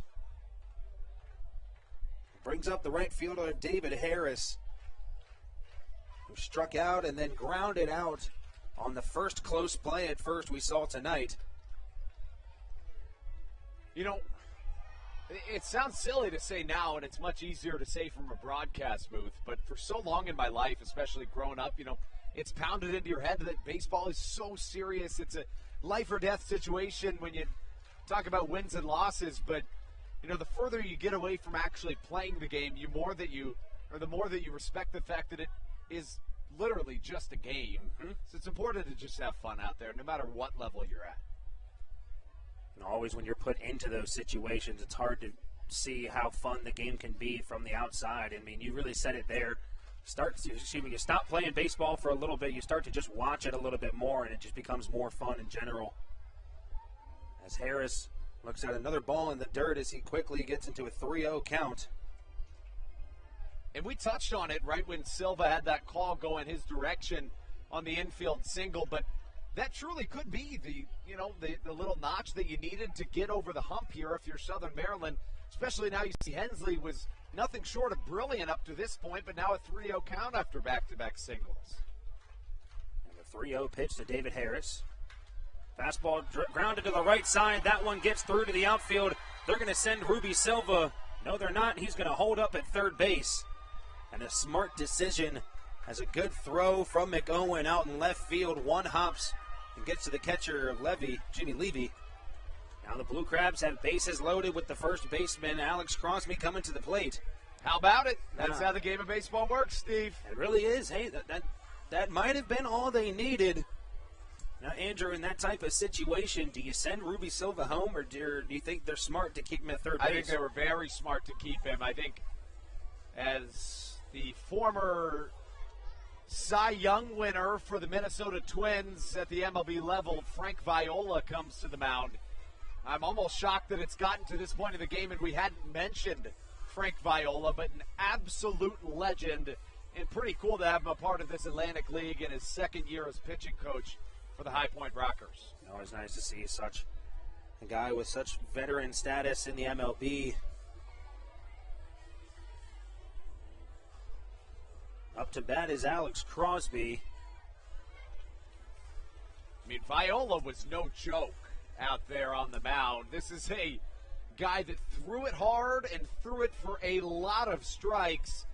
Frank Viola, one of the best pitchers of the early 80s to mid-90s. I mean, he did it for a long time. Viola won the Cy Young Award in 1988 for the Minnesota Twins. That season he went 24-7, Steve. Wow. With a 2.64 ERA. Holy cow. Struck out 193 batters while walking just 54. First pitch to the first baseman, Alex Crosby. Fastball, that one misses out of the zone. Harris swung on a 3-0 pitch. He's able to get a base hit to go through the left side, as now there's been 4 straight balls to this Blue Crabs lineup. And a big swing from Crosby on a ball that looked to be in the dirt. That breaking ball from Hensley has really been working for him this game. It's been his bread and butter, there's no question. Anytime he's in a jam, he goes to it early and often. You need to expect that if you're a hitter, especially in this situation. That ball dribbled over to the right side. Crosby's got to hustle for it, and a glove flip from the second baseman of Michael Russell. And a nice play for the third out of the inning as the Blue Crabs leave the bases loaded. As we head into the top half of the seventh inning, Andrew Banstra going to be back on the call here on the Hometown Real Estate Broadcast Network, and we will be right back. This is Sam Burton, and you're listening to the Hometown Real Estate Broadcast Network. There's nothing quite like when the Blue Crabs retire the side. At Wealth Management Partners, they're on your side for your retirement planning needs. It's never too early to start planning your retirement. Talk to the experienced financial advisors of Wealth Management Partners located right here in Waldorf. Call them today at 301-885-0955. Again, Wealth Management Partners. Call them today at 301-885-0955. Weiss Markets is a proud sponsor of the Southern Maryland Blue Crabs and has been since their inaugural season in 2008. Weiss Markets also presents one of the Blue Crabs' best and most famous promotions every single year. Kids can get in free to every single Blue Crabs game of every single year simply by wearing a jersey thanks to Weiss Markets. Weiss Markets can help you with all of your game day needs for a great price. Stop in at your local Weiss today. Eat better, spend less. That's wise. Weiss Markets is a proud sponsor of the Southern Maryland Blue Crabs.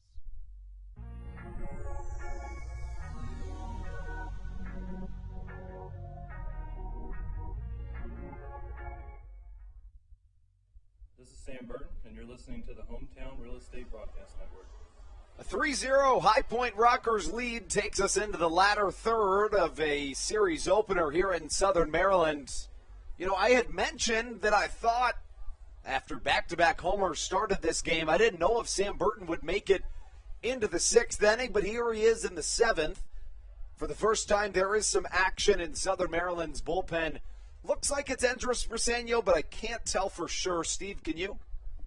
I think I'd have to agree with you. It looks like Andres Briseño. I'm waiting for him to turn around. I think I saw a 7 on that right side of the back of his jersey, but we'll have to make sure in just a second.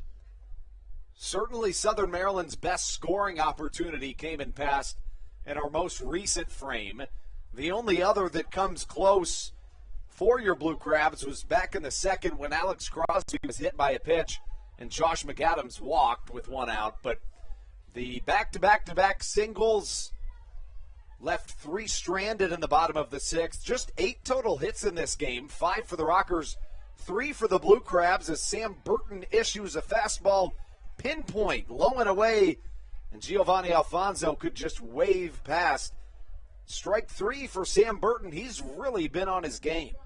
You know, Sam Burton's a guy where he'll come into the game and we don't really expect him to go 7, 8+ innings and have, you know, I mean, as I would say, as good of a game as he's had so far this year. I mean, despite the Blue Crabs being down 3-0, Sam Burton's having a fantastic game. You're right. I mean, he could have, as a liner hit to the left side, that'll be a single from the leadoff man, Johnny Field, who's now 2 for 4. But had he have not even come back out for the 7th inning, he could have left with a quality start. 6 innings to this point pitched, now 6 1/3. 5 hits, now 6 after the single from Johnny Field. 3 runs, all earned, just 2 walks as compared to 5 strikeouts. Burton was really on a roll. He had 4 straight starts in which he pitched 6 or more innings and allowed 3 or less runs. 2 of those starts, he pitched 6 innings, allowing 1 or less runs. Really, his only flaw or his flawed start of late was back on July 13th at the Lexington Legends, who basically are ERA destroying machines. The offensive powerhouse put up 9 earned in addition to 1 unearned in 4 1/3 against Burton. He walked 2 while striking out 7. In fact, in that start, as Alex Crosby chases for a ball but it lands in the stands, in that start in which he allowed 10 runs through 4 1/3 innings, he struck out the first 7 batters he faced.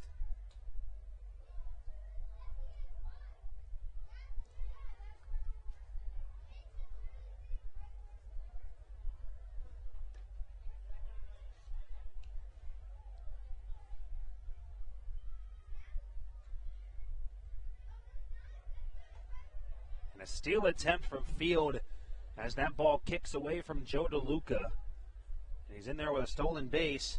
As now there's one out away with a runner in scoring position as Michael Russell's looking at a 3-1 count. Russell 1 for 2 on the day so far, had that home run back in the first, walked in the third, and then popped out to Kent Blackstone back in the 5th inning as he's looking at a 3-1 count here in the top of the 7th inning. Burton's pitch misses outside, and that's ball 4. Michael Russell draws a walk, his second of the game, making him 1 for 2. 2 walks drawn in addition to a solo home run back in the first, and that draws Stan Clyburn out from the top step of his dugout. Likely the end of the road for Sam Burton. As we mentioned, a really solid start for the right-hander. Came out here, accidentally gave up those 2 solo home runs to start the game. This game looked like it was going downhill really fast, and he just took it into his own hands and was locked in on the mound right after that first inning. That's the end of the road for Sam Burton. He is still on the hook for the 2 runners on base. Andres Briseño comes into the game.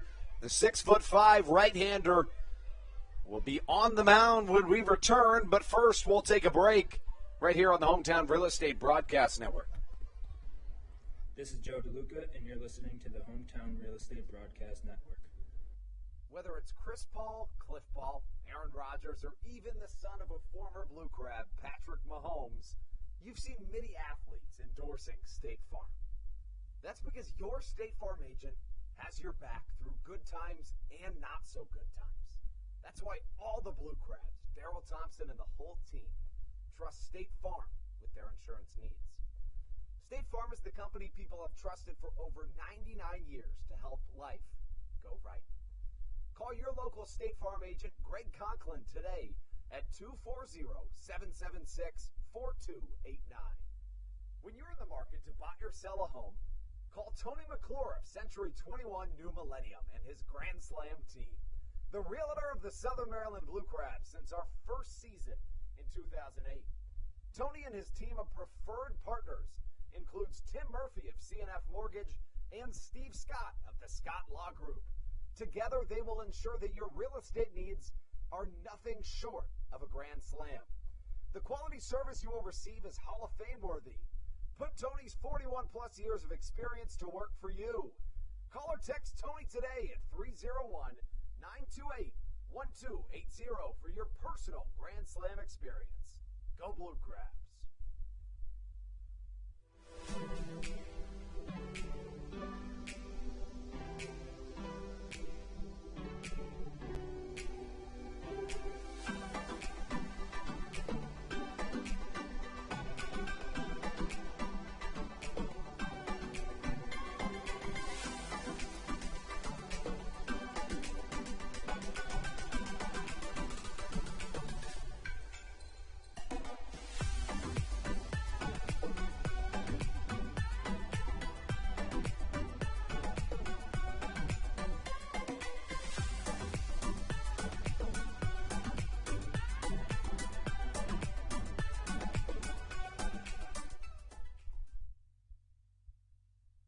This is Joe DeLuca, and you're listening to the Hometown Real Estate Broadcast Network.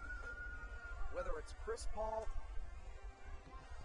after 6 1/3 solid innings from Sam Burton, the right-hander gives way to Andres Briseño, who has been about as good as anybody in the Atlantic League in 2021. The right-handed 6'5" Venezuela native has a 1.64 ERA in 19 appearances this year. In 22 innings, he's allowed just 5 runs, only 4 of them earned. How about 29 walks as compared to 29 strikeouts as compared to 7 walks? This is one of those guys where I think he is their go-to reliever, especially later in these innings. We've even seen him come in to close out a couple games if Matt Lato, say, pitches the day before. Andres Briseño can just do the same thing. That pitch right there, undoubtedly the hardest thrown this game. We had touched on the fact that only 2 pitches had been thrown over 90 miles an hour. That's the first time that's happened through 5 innings all year for the Blue Crabs in any game. But it's kind of interesting, and kind of puzzling that Stephen Cardullo was so early on that fastball, considering the speed. Maybe he realized that Briseño's going to come in here and throw a lot harder than Burton normally does, and he just kind of timed it a little wrong. Cardullo falls down 0-1 in the count. Briseño will look back to second. The pitch straight up in the air. Let's see if it stays in fair play. Alex Crosby's positioning would make us think so. He gets under it, snags it for out number 2. And that's what a great reliever does, Steve. Trying to keep this lead. The Honey Hunters make that the High Point Rockers have right where it's at. You come in and you induce a towel pop-up. A nice job by Alex Crosby being able to see that ball. As we talked about it before, we're in that, hard area of time here at Blue Crab Stadium where the sun is set, but it's not fully dark outside. The lights are on. And I don't know if you guys are able to see, but Joe DeLuca stood up and immediately lost the ball. Didn't even move from his position. He didn't even know where to go to try to catch that one. But luckily, Alex Crosby was able to make the play. That brings up Jerry Downs, who watches ball number 1. Downs has been exceptional this year as a member of this High Point Rockers team in his first year outside of affiliated baseball.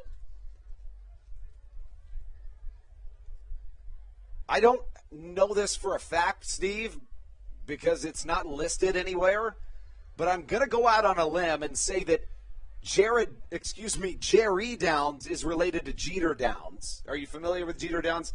I know the name. One of the top prospects in all of baseball, was drafted in the first round in 2017, began his career with the Cincinnati Reds, was then traded to the Dodgers, and then flipped to the Red Sox as part of that Mookie Betts trade.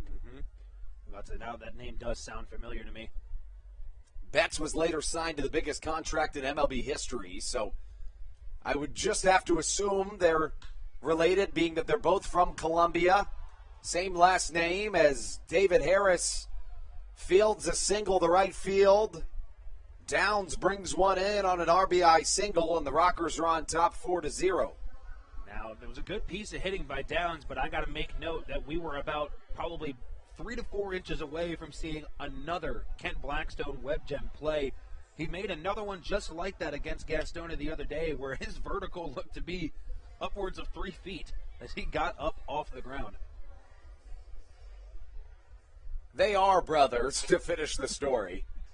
I had to at least toss that in. They are indeed brothers. So Jeter Downs, of course, again, one of the top prospects in all of baseball.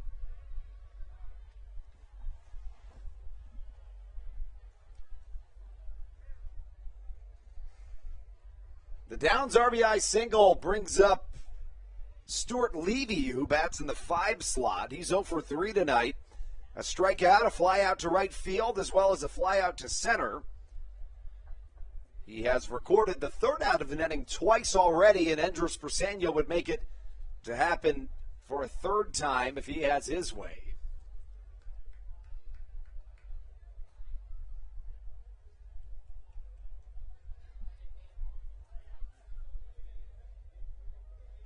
The numbers for Levy entering play today, the right-hander who peaked at AAA with the Baltimore Orioles. Has had a really good season in his first year outside of affiliated baseball. Levy finds himself with a .268 average, 6 home runs, 27 RBIs, a .400 on base percentage for the backstop. Draws a walk about every other game. As Briseño comes set, the count 2 balls, no strikes. A curveball on a 2-0 pitch. Levy was way out in front of it. The off-speed works, and the count 2-1. Tomorrow night is Olympic night here at Regency Furniture Stadium. We help Team USA and all of the other teams celebrate and prepare for the Olympics. Come on out to Regency Furniture Stadium. It's going to be a blast. Briseño's 2-1, hit hard the other way, but well foul into the kids' park. And Stevie, tell us what's going on in the kids' park. Right this second? No, just in general this year with the amusement park rides. Well, we have 2 new rides. They're mechanical ones. You normally see them at some carnivals. We have 2 new safari rides. One of them is like a mini version of the Scrambler you see at the carnival all the time, targeted towards younger fans, of course. And the other one is different safari cars named after different countries. They get to ride around in a circle. It's a pretty fun ride. We rode it before when they first put it in the kids' park, and it's a good time. 3-2 goes the count, and I'd take Stevie's word for it. We've mentioned it on this broadcast before, but he actually was a carny.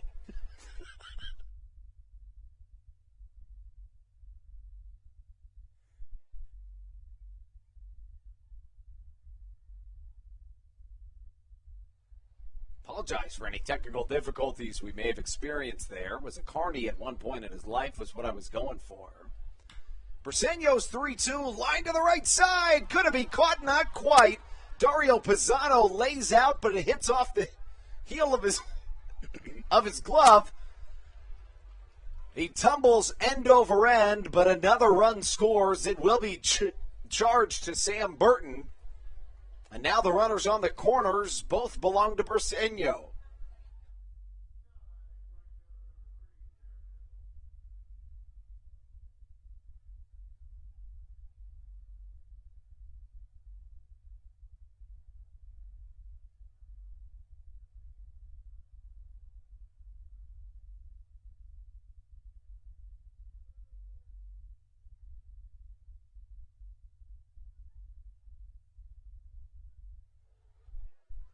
So Briseño, who is more or less one of the best lockdown relievers in this entire Atlantic League, finds himself in a tricky situation in which, this is a Rockers team, as are the Blue Crabs, that are in a playoff push. And sometimes the offense perseveres past a dominant reliever. We mentioned it, both of those runs that were scored will be credited to Sam Burton, who we can now give you a final line for. Burton, the right-hander, goes 6 1/3, allows 6 hits, 5 runs, all earned. 3 walks, 5 strikeouts for the right-hander. He is currently in line for the loss. Andres Briseño now has recorded 1 out. Following that out, allowed 2 consecutive hits. Way upstairs as Joe DeLuca snags it out of thin air, spins like a top, and fires back to Andres Briseño.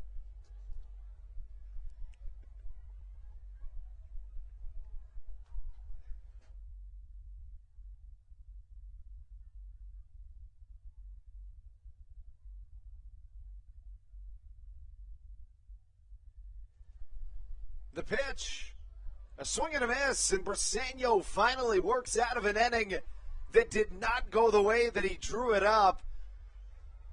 Southern Maryland now chasing 5 runs as we take you into the 7th inning stretch. The offense looking to get things going.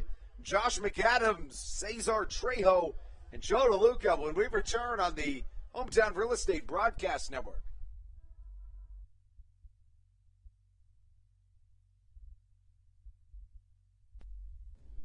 This is Matt Latos, and you're listening to the Hometown Real Estate Broadcast Network.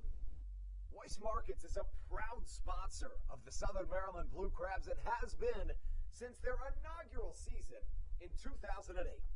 Weiss Markets also presents one of the Blue Crabs' best and most famous promotions every single year. Kids can get in free to every single Blue Crabs game of every single year simply by wearing a jersey thanks to Weiss Markets. Weiss Markets can help you with all of your game day needs for a great price. Stop in at your local Weiss today.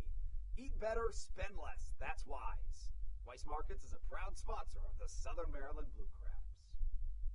When you need a win on the road, don't get left stranded.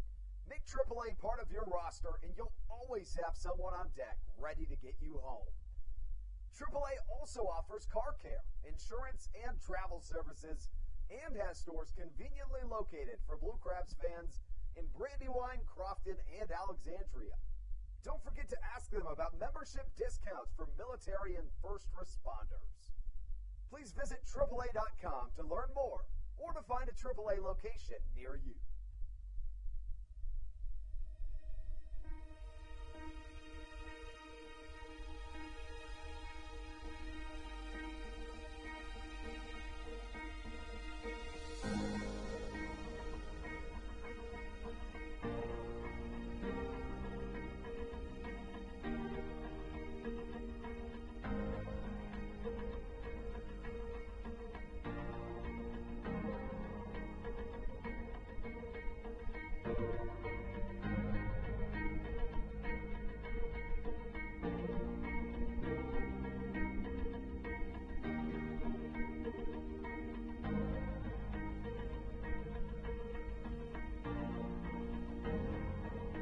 Wave Beats Music.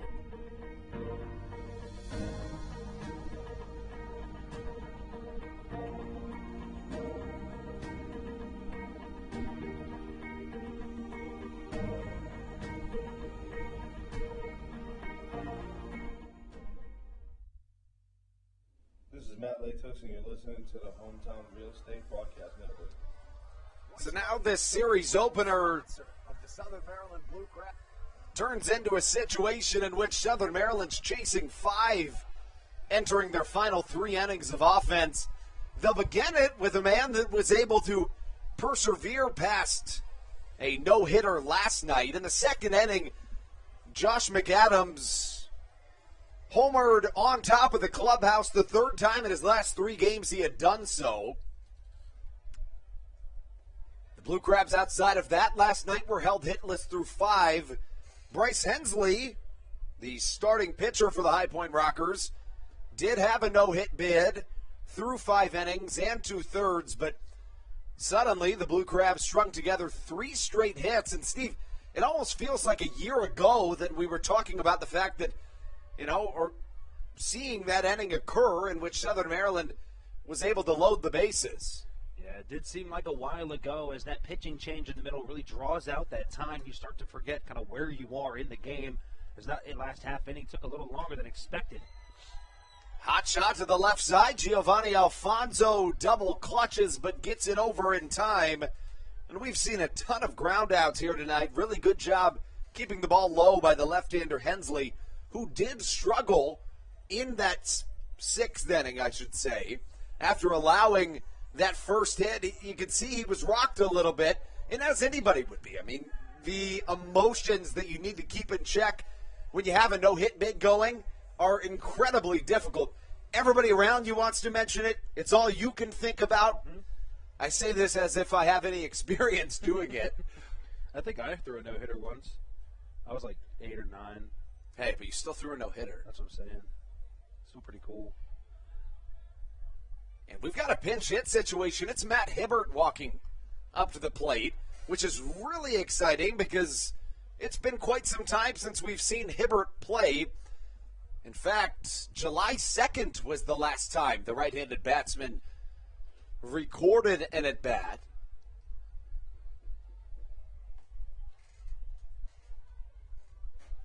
Matt Hibbert wears number 4 on the back of his red Maryland-themed jersey. Again, on July 2nd, the last time he played, and he's been dealing with a nagging hamstring injury.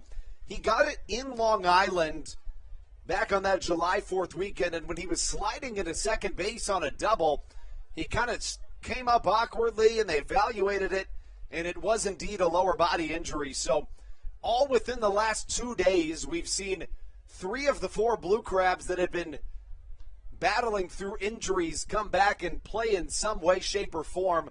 Of course, one of them, Dario Pisano, 2 nights ago, got the start as the designated hitter and eased his way back into the starting lineup. Cesar Trejo last night gets the pinch hit in the start today, and Hibbert finally getting his opportunity to test out the waters after dealing with that lower body injury. And it's a bat Southern Maryland really needs, Steve. I think this is the perfect time for all 4 of those guys. We were missing Collier as well. And that's the one piece of this puzzle that we're still waiting to put together. Yeah, we're missing Collier. I think this is the perfect time for those 4 key guys in this lineup to come back, especially with 11 games left in the first half, 4 of them coming against the Long Island Ducks in a big series against them coming up soon. I think this Blue Crabs lineup is going to be tough to beat in the weeks coming. Yeah, that's just the thing, is that while all 4 bats are incredibly important, statistically, Collier is the most important with what he's been able to do at the plate. I would agree. And defensively. I mean, he's a veteran leader that is monumentally important to this Southern Maryland team as Joe DeLuca comes up to the plate. You know, giving you some more numbers on Hibbert since it's been a while since we've had a chance to speak about him. He's hitting .321 on the year. Presuming he doesn't bat again in this game due to the double hook rule, he would be ending a 6-game hit streak that reaches back into late June. Joe DeLuca from the right side swings through a fastball, and the count evens at a ball and a strike. Now, Andrew, question for you. With all these injured players for the Blue Crabs coming back recently, what do you think, what do you think the game plan is? Because we saw Jake Lucci was able to get it done in that left field position. Dario Pisano, now an outfielder, as we see him in the left field spot. And David Harris and Ruby Silva have been killing it in the outfield. What do you think the game plan is moving forward with bringing that big bat with Collier back in this lineup? I don't have the answer to that question. What I can tell you is that it's a really good problem for Stan Clyburn to have. The best pickle or jam that you can be in as a manager or even a head coach in other sports is having too many good players at one position.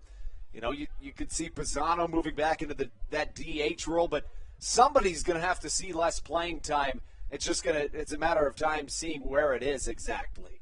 As of recent, as Joe DeLuca singles through the right side, one thing that I'd mention is that Ruby Silva from time to time does play middle infield, second base in particularly.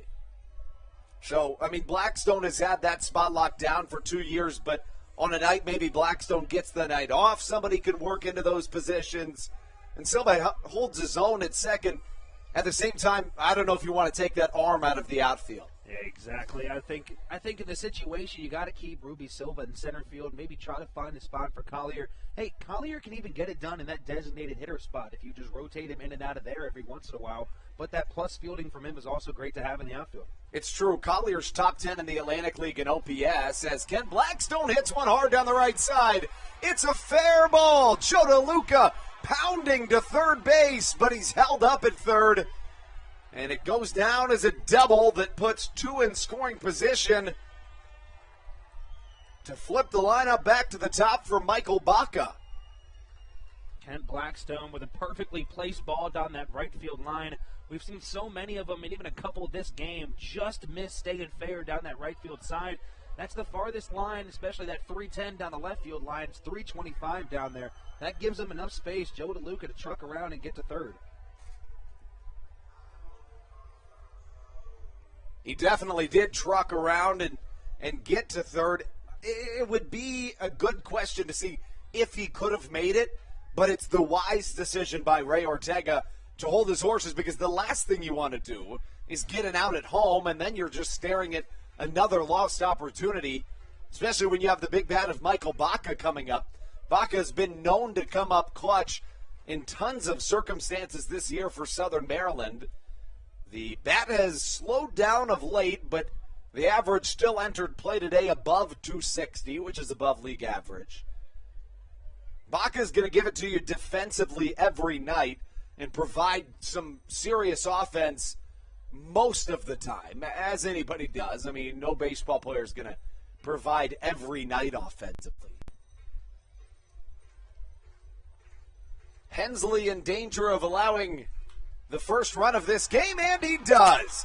Here comes Kent Blackstone. He's going to try to score. Strong throw from McOwen, but it gets past the catcher. A 2 RBI single from Michael Baca. Southern Maryland's in business. It's a 5-2 game. Can't count these kids out. They were no hit until the 6th inning when they were finally able to get a base hit, an infield hit from Ruby Silva to start things off. And here they are now, just 2 runs away from tying this game up. Looks like it's Pat Baker in the bullpen for Southern Maryland. As this is not Frank Viola. This is Jamie Keefe coming out to the mound, which means Bryce Hensley's night is over. It was a fantastic outing from the left-hander, but fortunately for Southern Maryland, all good things must come to an end as he embraces his manager out there on the mound and shakes the hand of every one of his infielders. I wanted to make a note of that earlier. I was going to say, if Hensley doesn't get the ball tonight, I think the game ball goes to that infield. We saw so many fantastic plays to keep that no-hitter from him through those 6 innings for the Rockers team. And, I think that's a fantastic game for him. You got to give it up to him. It's true. He's a guy that has been turning it on of late. And Southern Maryland, after giving up 2 more runs in the top of the 7th, makes it a 3-run game once again. When we come back on the other end of this break, we'll have everything you'd ever need to know about the newcomer end of this game right here on the Hometown Real Estate Broadcast Network. American Radiology is the clear choice for all of your medical imaging needs. With locations in Charles and Calvert counties, they offer a full range of imaging services. Some of their latest innovations included 3D mammography and wide-open MRIs for our claustrophobic patients. For your convenience, they even offer extended weekday hours and Saturdays. For more information or to schedule an appointment, visit their website at AmericanRadiology.com. 2020 was a year unlike any other for everybody. Quickly, the Southern Maryland Blue Crabs came to the realization that baseball must take a backseat to humanity. Immediately, the Blue Crab staff and all of Crustacean Nation teamed together to provide COVID-19 tests and eventually vaccinations.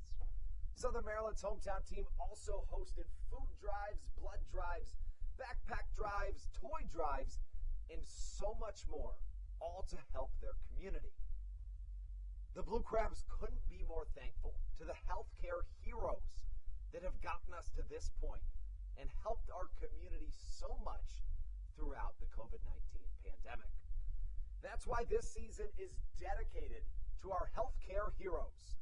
Each Saturday night, we will have a healthcare hero, a local healthcare professional, throw out the first pitch of the game and be honored.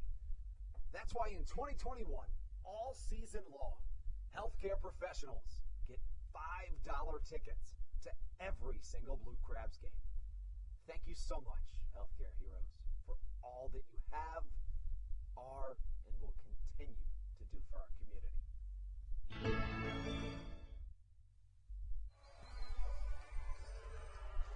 It's a completely different look at this ball game, especially considering the fact that one of the hottest bats in the entire Atlantic League is coming to the plate against the newcomer into the game for the High Point Rockers. Onto the mound, relieving an incredible performance from Bryce Hensley is somebody that has pitched on this mound quite a few times. It's Ryan Chafee. If the name sounds familiar, it should. Chafee spent multiple seasons in Southern Maryland and was a staple of Southern Maryland's bullpen for many years. In 2018, Chafee was top 10 in Atlantic League history in season appearances. He appeared in an incredible amount of games as we give you the numbers for the right-handed pitching Ryan Chafee. Chafee originally drafted in the 3rd round of the 2008 MLB draft. For Southern Maryland in 2018, he appeared in 70 of the team's 140 games, which is remarkable. He faces off against his former teammate Ruby Silva and misses high and outside. And that right there, that is Chafee's number one problem, and it's not even close. He walks batters in an extremely high clip, and he has continued to do that this year. In 2021, he is averaging 9.6, make that 10.1 walks per 9 innings pitched. The strikeout numbers, those two are high, but as you can see, as he walks Ruby Silva to lead us off, that is certainly his Achilles heel, and there is nothing else that comes close to it.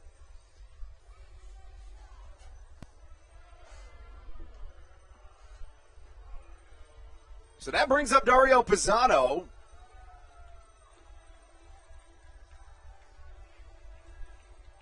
after the Silva walk. Pisano singled his last time up. It was just the second hit of the game for the Blue Crabs after being no hit through 5 2/3. Now Silva and Pisano batting in consecutive innings. The first pitch to Silva is a called strike. I beg your pardon, Pisano, I should say. Runners at first and second for Southern Maryland, and a beautiful moon peeking up behind the stadium. The cowbell rings here in Southern Maryland. A pickoff move from number 24, Ryan Chafee, trying to keep his former teammate Kent Blackstone close to the bag. Chafee is one of 3 Rockers pitchers that are former Blue Crabs as recently as 2019. Craig Stem will start tomorrow. He was with Southern Maryland for many years. Additionally, John Hayes, who spent just 2019 with Southern Maryland, is also a member of this High Point Rockers staff. This is a Rockers team since their inception in 2019 that has certainly enjoyed acquiring Blue Crabs pitchers, none of which have been acquired by trade. Other than Sam Runyon in 2018, the other 3 in free agent deals. Pisano, the left-hander, facing off against Chafee. The 1-1 fouled away, and the count goes into Chafee's favor at a ball and 2 strikes. Chafee was awfully close to making his MLB debut. He appeared at the AAA level in 3 consecutive seasons from 2014 through 2016 with the Angels and Marlins organizations. The 1-2, here it comes. High and tight, and Pisano takes as the count evens at 2 balls and 2 strikes. 2 on, 2 down, a 2-2 count. Southern Maryland with 2 runs. It's a whole lot of 2s, folks. We talk about a guy with a good eye at the plate. Pisano second on the team in walks drawn, just behind Kent Blackstone. The 2-2 misses downstairs, and the count 3 balls and 2 strikes. And we've got a ball game here, folks. The runners will go on the pitch. There's no question about that. It wouldn't surprise me to see Chafee find himself trying to pick off to second on this pitch. Interesting note about Chafee in 2019, in his over 10th year of professional baseball, he made his first start as a member of the Blue Crabs. 3-2 pitch hit hard to the right side, but Jerry Downs is there. He gloves it for out number 3 as Chafee works out of a jam. Southern Maryland does get 2 back in the bottom of the 7th, however. It's still a 3-run Rockers lead when we come back on the Hometown Real Estate Broadcast Network. Southern Maryland trying to keep it right there. We'll be right back.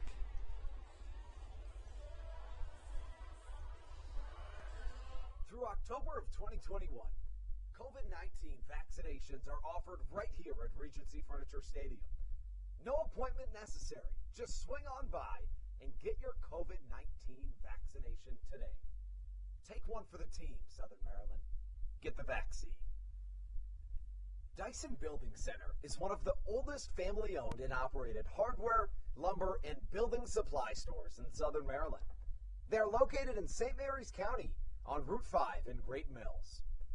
Dyson's has an expansive and diverse inventory to help you with all of your home improvement and project needs. Whether you're new to the world of DIY, a tried and true DIY professional, or somewhere in between, the friendly and experienced staff at Dyson Building Center is ready and willing to help you today.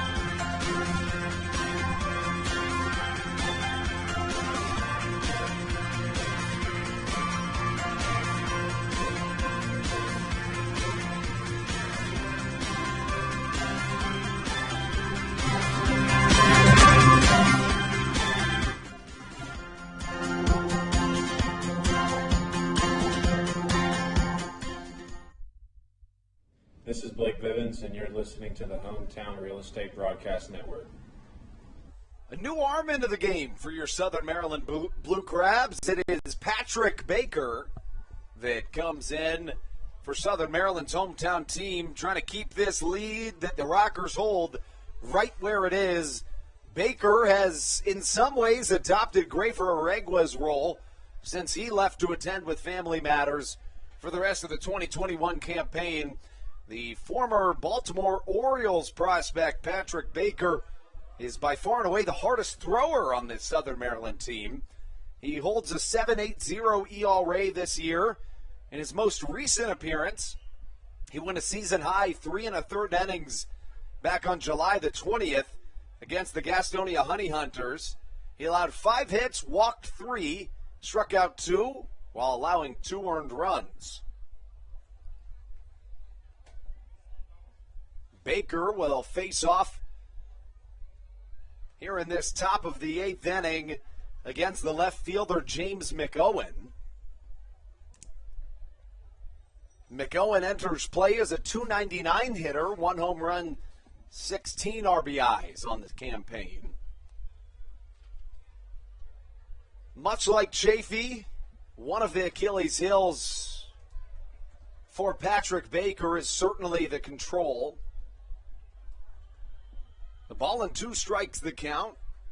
Southern Maryland and High Point scored 2 runs in the 7th inning. Pat comes set. The right-hander on his way home. Staying alive is James McOwen. The left fielder wears number 36. He's 0 for 3 tonight, is McOwen. Giving you a look around the Atlantic League as we speak. The Long Island Ducks are dominating the York Revolution 16-1.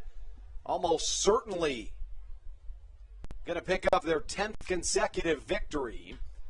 Chopper to the left side. Here comes Baca on the forehand across his body. A scoop by Alex Crosby. How about that for a 6-3 putout in the first out of the 8th inning? You know, we've seen him do that more. We've seen that almost exact play more in the last week or so than we have all season from him, and it is great. It's incredible. The more he plays, the more comfortable he gets. We do have a pinch hitter coming up for this High Point team. Now that Bryce Hensley's been pulled, the designated hitter's spot has been filled with a newcomer into this contest. It's number 30, C.J. Farias. Farias, originally from Boynton Beach, Florida. A 6-foot, 215-pound catcher playing for this High Point Rockers team. Baker here with 1 down in the top of the 8th. Misses high on his first pitch to the newcomer. Continuing the look around the Atlantic League, the Lexington Legends are on top of the Lancaster Barnstormers 4-0 in the top of the 7th. And another game in the top of the 7th. The West Virginia Power leading the Honey Hunters by a score of 2-0. So, with both of these teams trailing in second place in their respective divisions by 5 games, or in the Rockers' case, 5.5 games, they see their teams that they're chasing are both going to win tonight, presumably. So it's of the utmost importance for both squads that they also win. What is the path to victory for this Southern Maryland team here tonight with only 2 innings of offense left? You know, I've said it before a couple of times already, but we've seen this Blue Crabs offense put upwards of 5 to 6 runs an inning multiple times just within the past couple of weeks alone. So, I mean, I wouldn't be surprised to see the offense just turn it on one of these last 2 innings. It'll happen in the form of the middle of the order when Southern Maryland does come back up to the plate. A big swing, a bigger miss from C.J. Farias. The count now 3 balls and 2 strikes. Trash cans continue to bang here on Trash Cancer Night.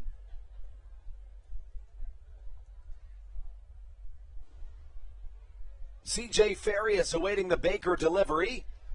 It's in the strike zone, but fouled away into the kids' park. Farias, a 161 hitter on the season.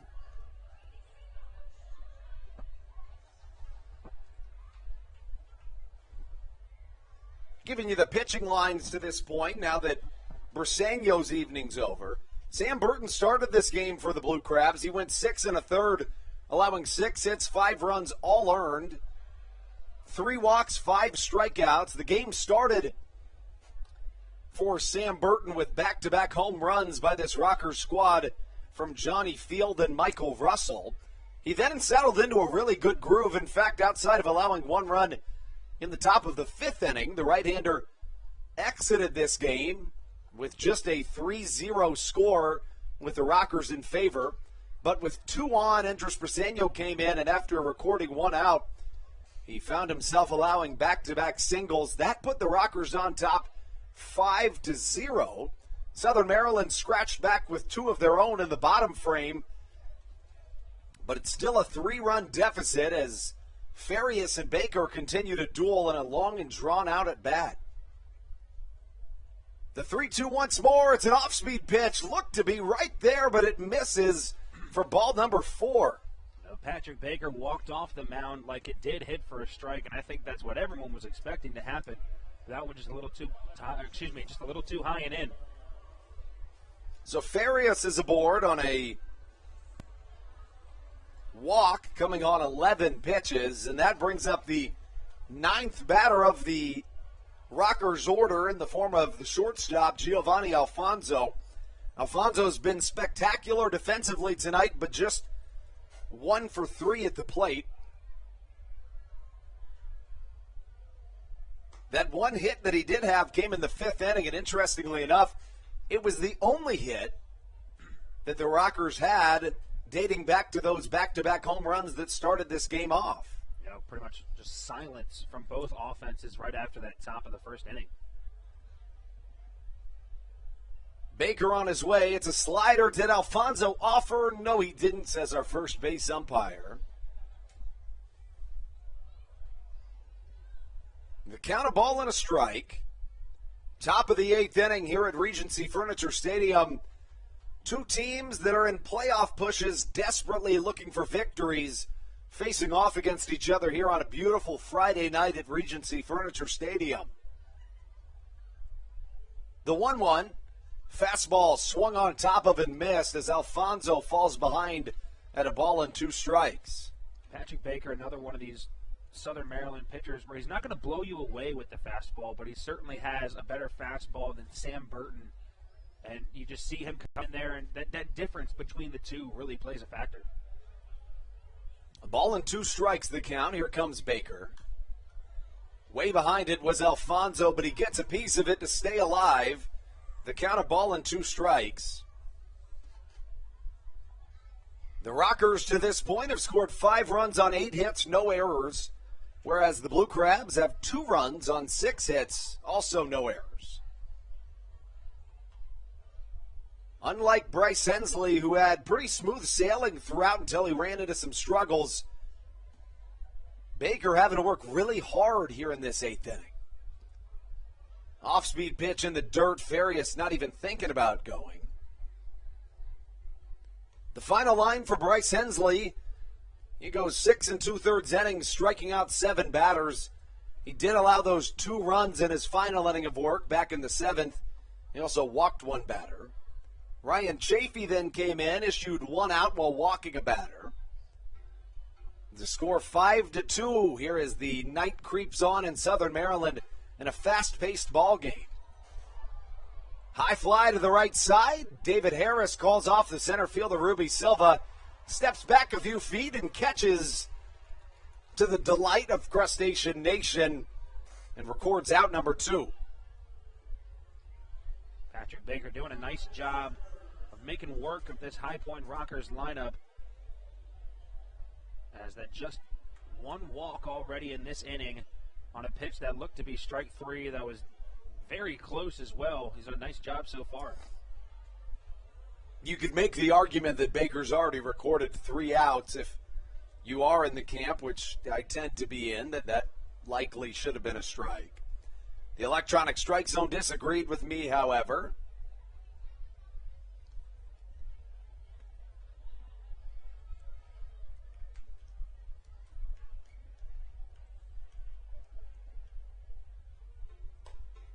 In steps Johnny Field.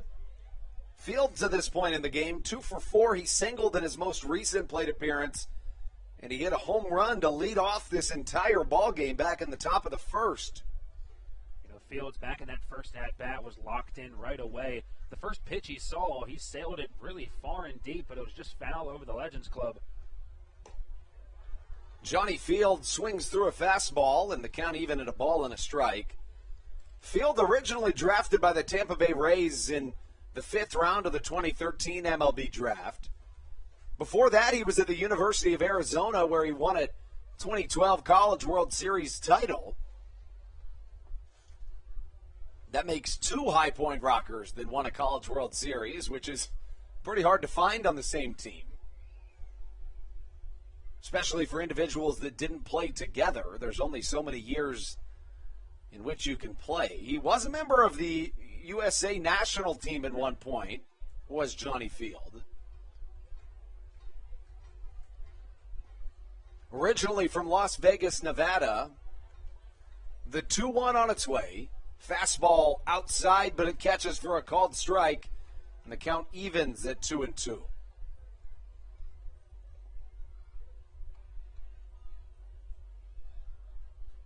Field was dominant at Arizona. While he was there in 3 seasons, he combined for a .343 batting average with 11 home runs and 115 RBIs. Fastball from Patrick Baker. He grunts as it comes in, but it's fouled to the right side and will stay at a ball and 2 strikes. That's what I love about Patrick Baker when he's on the mound. He grunts with most of the pitches he throws as he's just trying to put 110% into every single one he has. Field split his 1 year of MLB service between the Tampa Bay Rays and the Minnesota Twins. Combined to hit for a .222 average in 83 games, and is fooled on an off-speed by Patrick Baker, who retires the side after a long inning in which just one man reaches base. When we come back, it's 4-5-6. That means David Harris, Alex Crosby, and Josh McAdams due up for your Blue Crabs right here on the Hometown Real Estate Broadcast Network. This is Daryl Thompson, and you're listening to the Hometown Real Estate Broadcast Network. In February of 2020, Regency Furniture Stadium and the Southern Maryland Blue Crabs were given what we view as an honor, being named the 4th mass vaccination site in the state of Maryland. Here's a message from Regency Furniture about the honor that it has been and still is to be one of Maryland's mass vaccination sites, getting our community back to safety.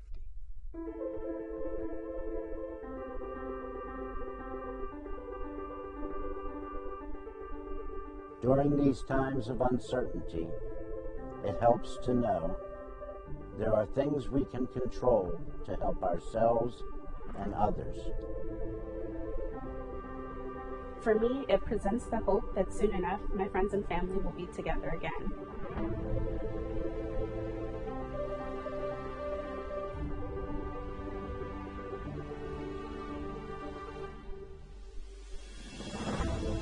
I just want to take this moment to thank the Maryland National Guard for their support in helping to facilitate and manage the vaccinations here at the Regency Furniture Stadium. We just think it's so important for everyone to do their part, and we're just grateful for their support. Thank you for some of your support, and we're just honored to be a part of the vaccination effort out here and to serve the community.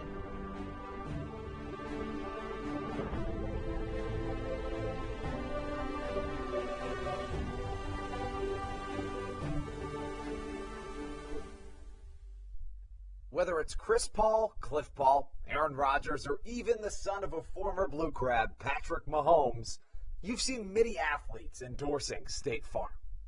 That's because your State Farm agent has your back through good times and not so good times. That's why all the Blue Crabs, Daryl Thompson and the whole team, trust State Farm with their insurance needs. State Farm is the company people have trusted for over 99 years to help life go right.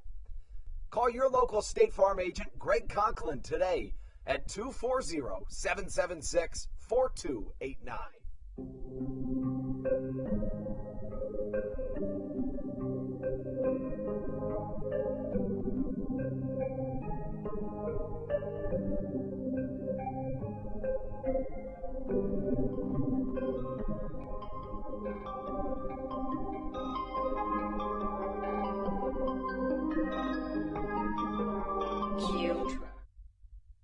David Harris to right field. Bye-bye baseball.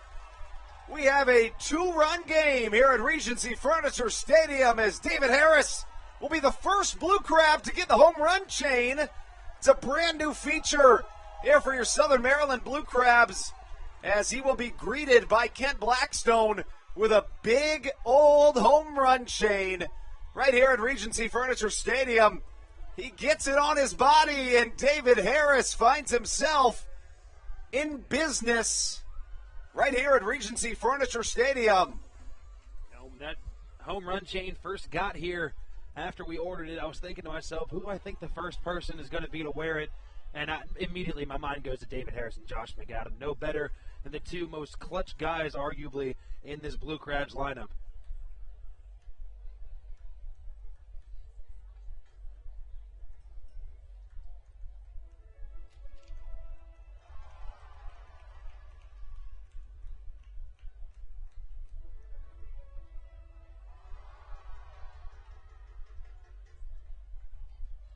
Alex Crosby now steps up to the plate. A 5-3 score here in the bottom of the 8th inning as Southern Maryland continues to try to fight and scratch their way back into this game.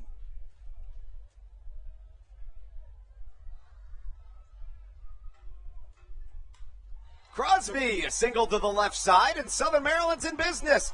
I said single, but how about a double? He stretches it into extra bases. And the Blue Crabs have another in scoring position as the would-be tying run comes up to the right-handed batter's box as even Daryl Thompson is jumping up in joy. I mean, how can you not be? This is a team who's done this multiple times already this season. They've come back in these late innings. They're a team that never says die. You know, they're always playing hard up until the last out, and that's what's showing here already. Here comes Josh McAdams. David Harris led us off with a home run. Next thing you know, Alex Crosby's doubling. And Josh McAdams, who's 0 for 2 with a walk tonight, but does have 3 home runs in his 3 previous games, comes up to the plate. McAdams hits one hard to the left side. Alfonso gobbles, thinks about throwing to second, but instead fires to first for out number 1. That pitch right there looked to be right in the middle of Josh McAdams' wheelhouse. We've seen him take so many first pitch fastballs right down the middle, well over that mini monster and left, as he just got a little bit on top of this one and grounded out to the shortstop. A pinch hitter coming up right now due to the double hook rule. Jake Lucci will come up to the plate, and he is no stranger to clutch situations at the plate. Lucci in that first game against Gastonia, as we talked about earlier, Gastonia put up 9 runs in the top of the second inning until Jake Lucci came up in the bottom half of the second inning and blasted his first home run since 2017. Was a big grand slam to the opposite field over that mini monster that was fair by, I mean, no more than 2 feet from that foul pole. Lucci is a guy that gets it done time and time again. The left-handed hitting Texas native is hitting nearly 300 in the month of July. Hasn't started every game, but has appeared in 49 of the Blue Crabs' 49 games to this point.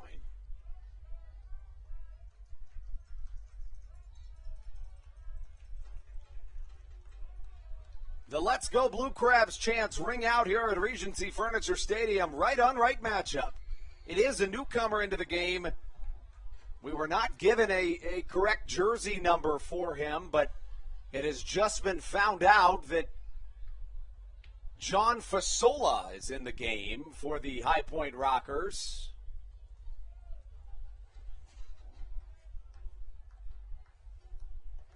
Fasola, the right-hander, and we'll get you numbers on in just one moment. Tosses a high fastball to Jake Lucci, who is retired, to give us 2 outs with Joe DeLuca coming to the plate. You know, this bottom half of this Blue Crabs lineup has known to be clutch in certain situations, even with adding Lucci into that DH spot. He's been clutch before. So I think if you're Stan Clyburn, this is really who you want coming up in a situation like this. DeLuca, the switch hitting catcher, bats from the left side for the first time in this game.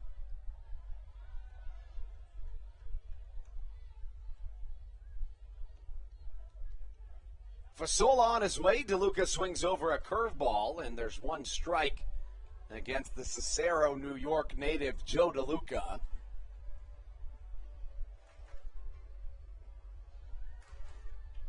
A high-stakes series opener living up to its hype.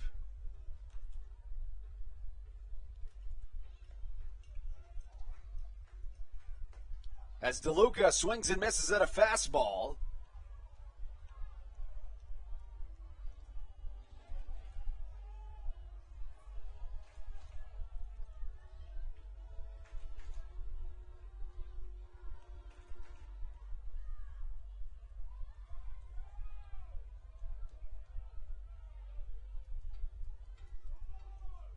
The Fasola pitch, a changeup in the right-hander, comes up clutch. Southern Maryland does get 1 back here in the bottom of the 8th, but they'll need at least 2 in the 9th to push to extras. We'll have that and so much more for you when we return on the Hometown Real Estate Broadcast Network. This is Will Decker, and you're listening to the Hometown Real Estate Broadcast Network.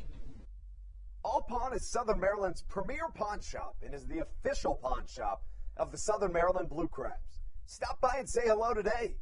They've been a part of the Southern Maryland community for 18 years. If you need some cash to hold you over, or if you're just doing some spring cleaning and want to clear some stuff out, please bring it by All Pawn and let them make you an offer. If you have broken jewelry or some that you just don't want anymore, please bring it by and they'll pay you more than anyone in the Tri-County area. They're located on 301 in White Plains, just south of DeMar Road. Go Blue Crabs! Hey Blue Crabs fans, make sure to visit the All-American Steakhouse and Sports Theater at 35 St. Patrick's Drive, right here in Waldorf, for some great food with great friends. Their steaks are fresh, hand-cut, in-house daily, as well as many other fresh seafood, chicken, and beef options. They offer outdoor and indoor dining, available each and every day, along with the same great menu to go if you would like. Please visit them online at www.theallamericansteakhouse.com. That's www.theallamericansteakhouse.com. You can also visit them on Facebook or Instagram. They have daily specials that you just can't pass up. Thank you, Blue Crabs fans.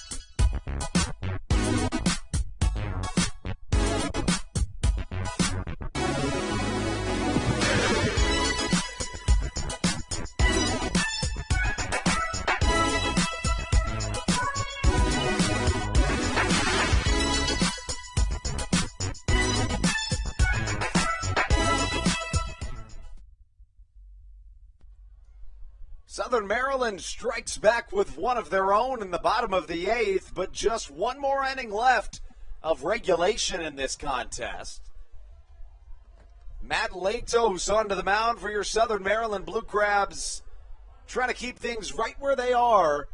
And it shows you the high-stakes nature of this contest, Steve, in the fact that Matt Latos generally wouldn't show up if the team was trailing 5-3 unless this game meant a whole heck of a lot. First pitch from Latos misses outside, and that's how we get underway here in the ninth inning. We're going to try to show you the home run chain that was just unveiled. Of course, David Harris was the first to wear it. We'll get it right up onto the screen in just one moment.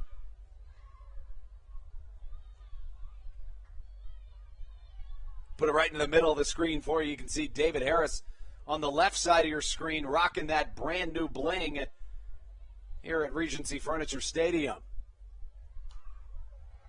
Latos' pitch fouled off the other way from Michael Russell. The count, 2 balls and a strike.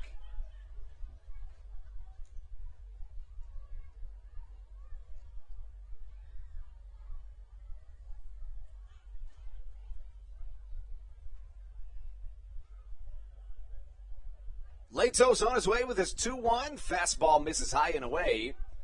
And the count 3-1.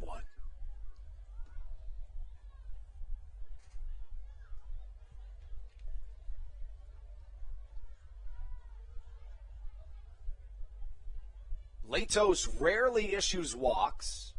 The 3-1 on its way.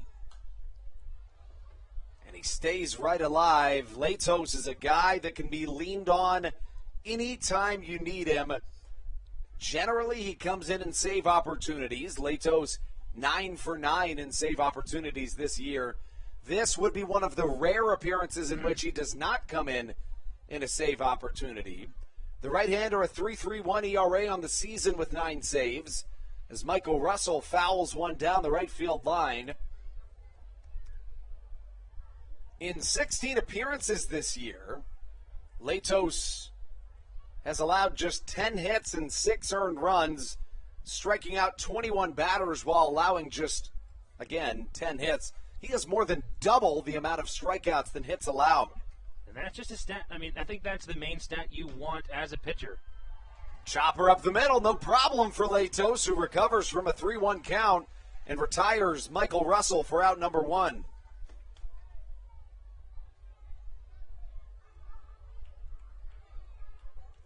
That brings up Steven Cardullo.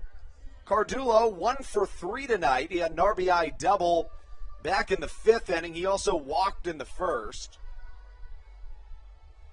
It was a bizarre first inning in which Southern Maryland allowed back-to-back home runs to start this game before issuing a walk and then 3 consecutive strikeouts.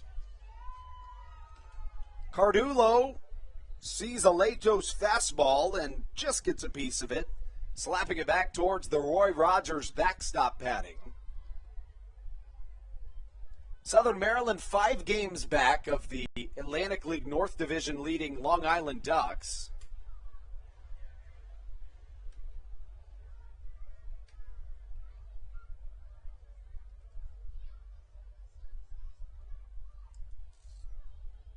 Latos misses upstairs with a fastball, and the count 2 balls and a strike.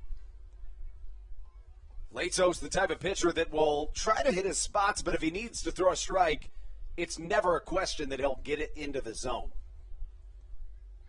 A guy on the mound with a ton of MLB experience. Control is probably one of his better suits of him as a pitcher on the mound. July is the month for Matt Latos as a ground ball up the middle. Michael Baca spins, fires, the tag applied. What a play! Michael Baca has been absolutely locked down in that shortstop position. Nothing gets by him recently. I mean, I don't even know what else to say about that. You can't. You can't say anything else about the situation. We're just watching poetry in motion. It's true. With him at shortstop. With a guy like Latos at the mound that is known to bail out this Southern Maryland team time and time again, Baca helps Latos out here by supplying a primetime defensive play, bringing up the cleanup man, Jerry Downs, who's 1 for 3 with an RBI single tonight. He was also hit by a pitch back in the 5th inning. Fouls one to the right side near his bullpen, and the count 0-1.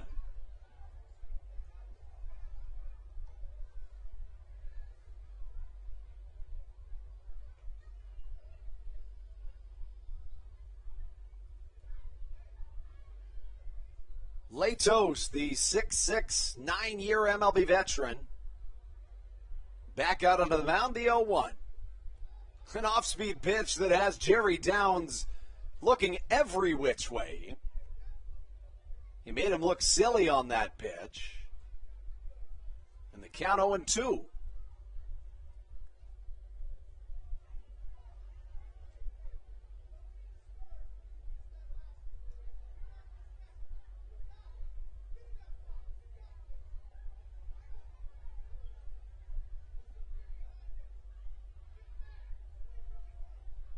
Here comes Latos, the 1-2. Inside and make that a little short of the plate.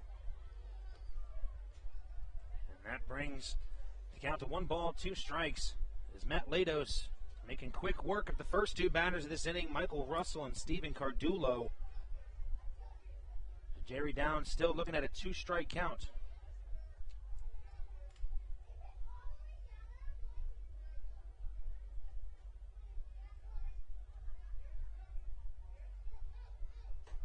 A big swing from Jerry Downs as Matt Latos goes 1-2-3 in the top of the 9th inning.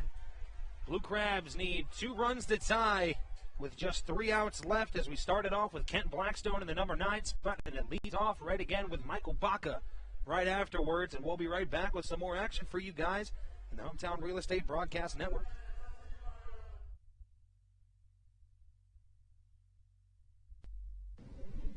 This is Greg Ferreira, and you are listening to Hometown Real Estate Broadcast Network.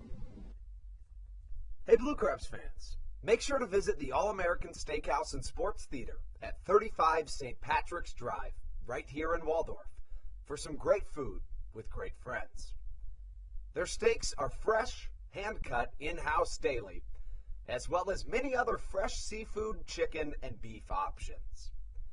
They offer outdoor and indoor dining, available each and every day, along with the same great menu to go if you would like. Please visit them online at www.theallamericansteakhouse.com. That's www.theallamericansteakhouse.com. You can also visit them on Facebook or Instagram. They have daily specials that you just can't pass up. Thank you, Blue Crabs fans. When you need a win on the road, don't get left stranded. Make AAA part of your roster, and you'll always have someone on deck ready to get you home. AAA also offers car care, insurance, and travel services, and has stores conveniently located for Blue Crabs fans in Brandywine, Crofton, and Alexandria. Don't forget to ask them about membership discounts for military and first responders. Please visit AAA.com to learn more or to find a AAA location near you.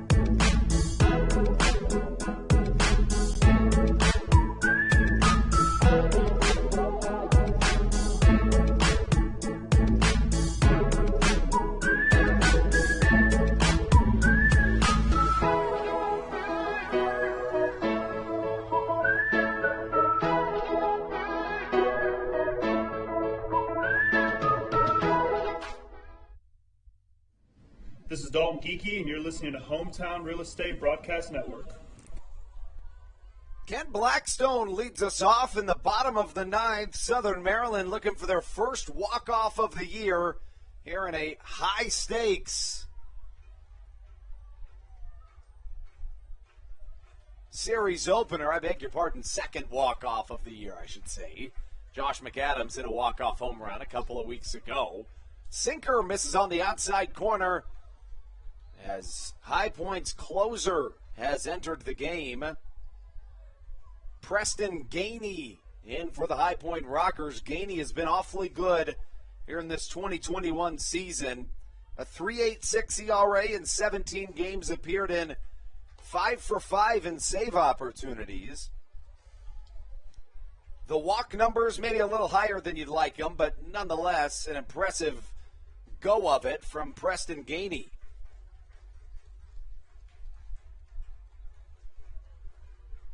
Gainey, a long look in, looking for his sign.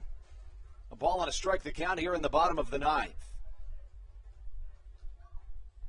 The Gainey pitch fouled off the protective face mask of High Point's catcher Stuart Levy as the count runs to a ball and 2 strikes.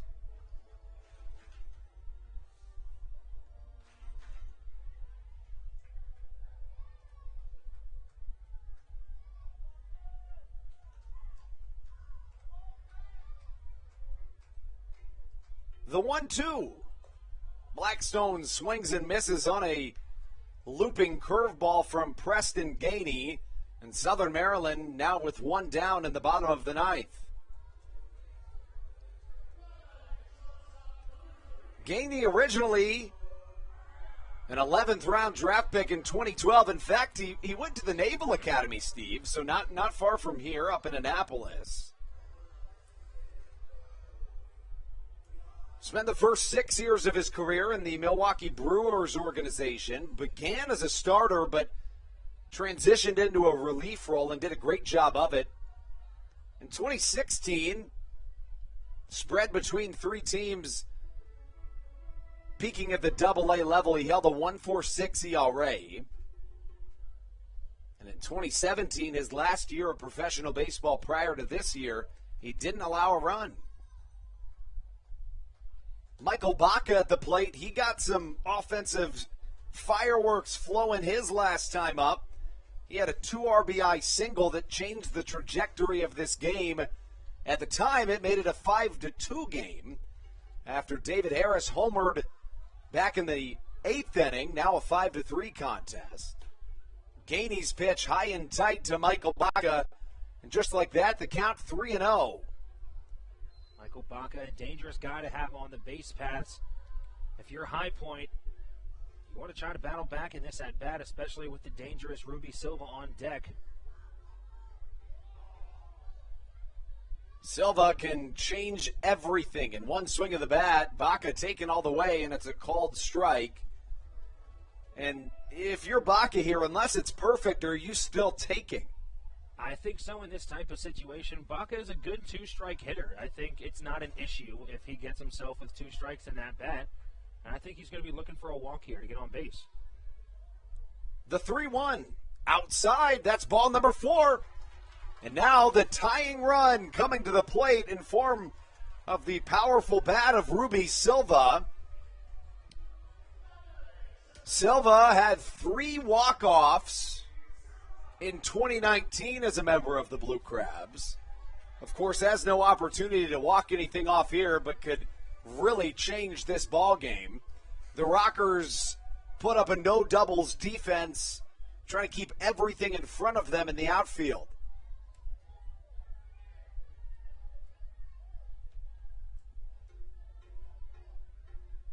Ruby Silva up to the plate, lost a 7-game hit streak yesterday.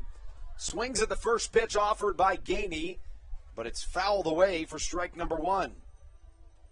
You know, we're rewatching some of the game clips the other day in the office, and Ruby Silva's swing is just so smooth and so pure, directly to the ball. It reminds me of Shohei Ohtani's, how he's able to just throw it up there and just absolutely just mash the baseball.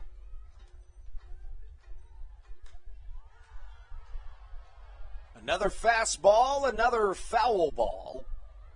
As the count 0-2, it's a silky swing, that of Ruby Silva, the Cuba native. Is simply one of the best hitters in the Atlantic League.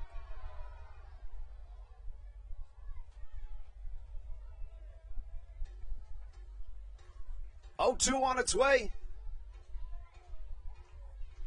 Silva stays alive, fouling off the Preston Gainey pitch, and the count stays at 0-2.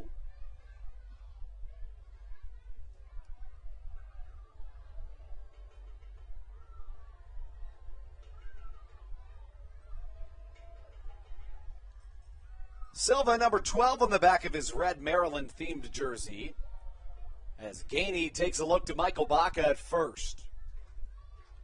The 0-2 once more incoming. Line drive right up the middle. We are in business, folks. Michael Baca goes first to third, and the tying run is 270 feet away from making this game a completely different ballgame than we may have expected when Ruby Silva got the very first hit of this game offensively for Southern Maryland back in the bottom of the 6th inning. Of course, I mean, you really can't say enough about Ruby Silva as a hitter. That was a high outside fastball that he was able to go up and grab with a hard hit, base hit up the middle. Just a fantastic swing from him, and you said it, the Blue Crabs are really in business. That brings up Dario Pisano after Michael Baca walked and then Ruby Silva singled. To this point of the game, Pisano 1 for 3. He singled back in the, make that 1 for 4. He did single back in the 6th. Time called by the High Point shortstop Giovanni Alfonso. I think he asked the third base umpire to take a few steps over.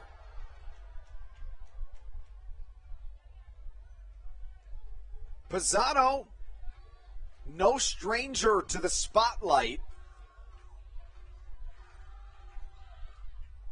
Peaked in AAA in the Seattle Mariners organization, but long before that, he was actually in the Little League World Series. I actually did not know that. In 2003, his team made it to the U.S. Final. Wow. And they had such a good comeback victory. Give you that after this pitch. Pisano takes inside, and Gainey's struggling to command the baseball. 2-0 the count. They came back from a 11-2 deficit against a team that was actually had Randall Grichuk on the mound, who is in the MLB, of course. He's a member of the Toronto Blue Jays, formerly the Cardinals. But Pisano and his team came back, and he scored the winning run in that game that would go on to win runner-up in ESPN's ESPY for Game of the Year. Wow, that's even more cool. 2-0. Pisano swings, but he fouls it back into the netting. 2-1 the count. So certainly a guy from a young age that has been right in the spotlight. I mean, Pisano's picture was literally everywhere. From ESPN to Sports Illustrated, it was, I mean, we were too young to remember it, but it was a big deal at the time. 2 balls and a strike. Here comes Preston Gainey. The 2-1, just a touch upstairs. And the count now 3 balls, 1 strike. Only 1 out here in the bottom of the 9th. Stuart Levy, a couple of those pitching this at bat. Wanted them to be called a strike. That one missed just a little up and in. Gainey facing off against Dario Pisano. The pitch. A fastball in there for a called strike, but Ruby Silva steals second in the process. And now 2 runners are in scoring position. And again, the baseball IQ being shown off by Ruby Silva. Oftentimes people forget to do it, but the first thing Silva does when he gets to second is looks for the positioning of the outfielders to see if he can try to advance to home should there be a single. Just an extremely smart player. I mean, you said it, no one really thinks to do that. I mean, not no one, but it's hard to remember those little things. You want to pay attention to all of it. Ruby Silva does it every single time. It's the very first thing that he did, and it's something that's taught at a higher level, but not often. Full count, here comes the payoff pitch. Pisano staying alive. Gets it into the netting, and Ray Ortega comes and snags it.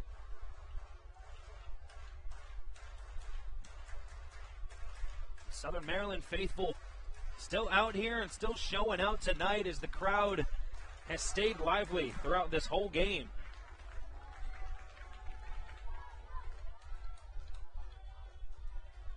Payoff pitch once more. Here it comes.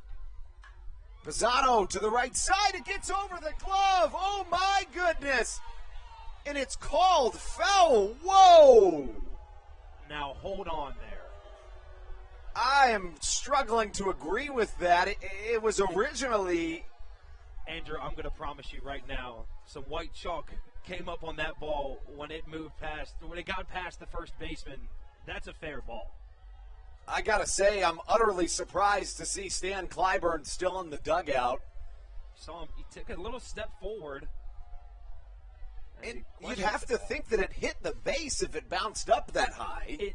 It actually didn't. It didn't hit the base. I could see it from this angle a little bit, but it clearly had some white chalk pop up, and now it looks like Stan Clyburn's going to come out and ask a couple questions. And he says, hold the phone here. I'd like to have a word about that. He's going to first talk with the home plate umpire. It appears as though Clyburn is signaling out towards the first base umpire, saying, hold on, I'm pretty sure that was signaled a fair ball, but after a quick conversation between Clyburn and our home plate umpire, who now will confer with his fellow umps, but I would be shocked if they overturned it at this point. And it doesn't appear as though they will. That is an absolute... That's just a tough pill to swallow. I don't know how else to say it. I'm kind of at a loss for words because my first thought was this is a new ball game. In a game where we've had so many of those types of plays where it's been just bang, bang, so close to going one way or the other, it's hard to see it happen again, especially in this point of the game. So the payoff pitch for the third time. Here comes Preston Gainey. It's a fastball downstairs. What an eye as Preston Gainey puts both of his hands on his head as if to say, I can't believe it. Stevie, I can't either. Bases loaded, and guess who's coming to the plate? It's a big bat of David Harris. And to compound on the pressure that sits on top of the shoulders of Preston Gainey, here comes High Point's pitching coach, Frank Viola. It would certainly help to hear from Frank Viola in this situation, but with how startled he appears to be, in some ways it could compound the pressure. Steve, what do you think?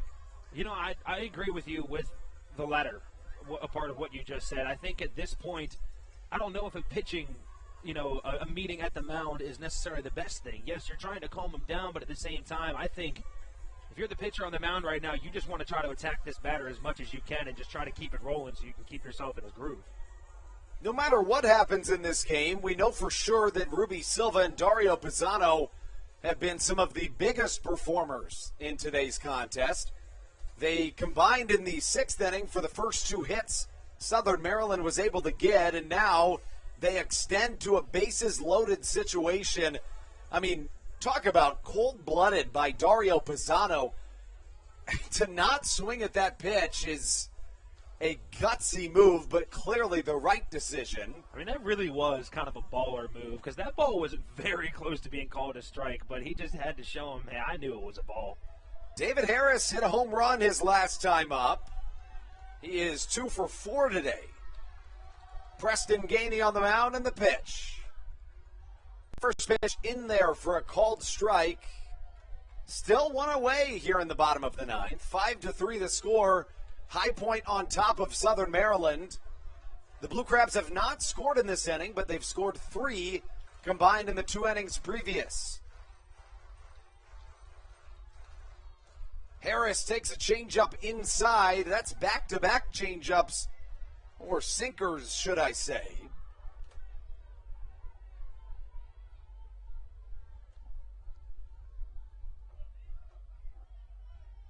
Now Harris falls into an 0-2 hole here in the bottom of the 9th.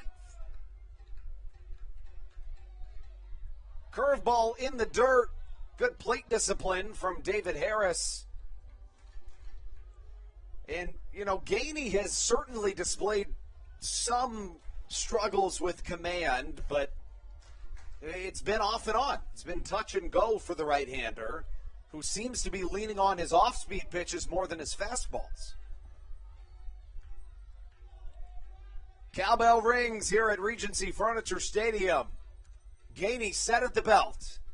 The pitch, a fastball on the outside corner, swung on and missed from David Harris. And Southern Maryland finds themselves down to their last out here in the bottom of the 9th.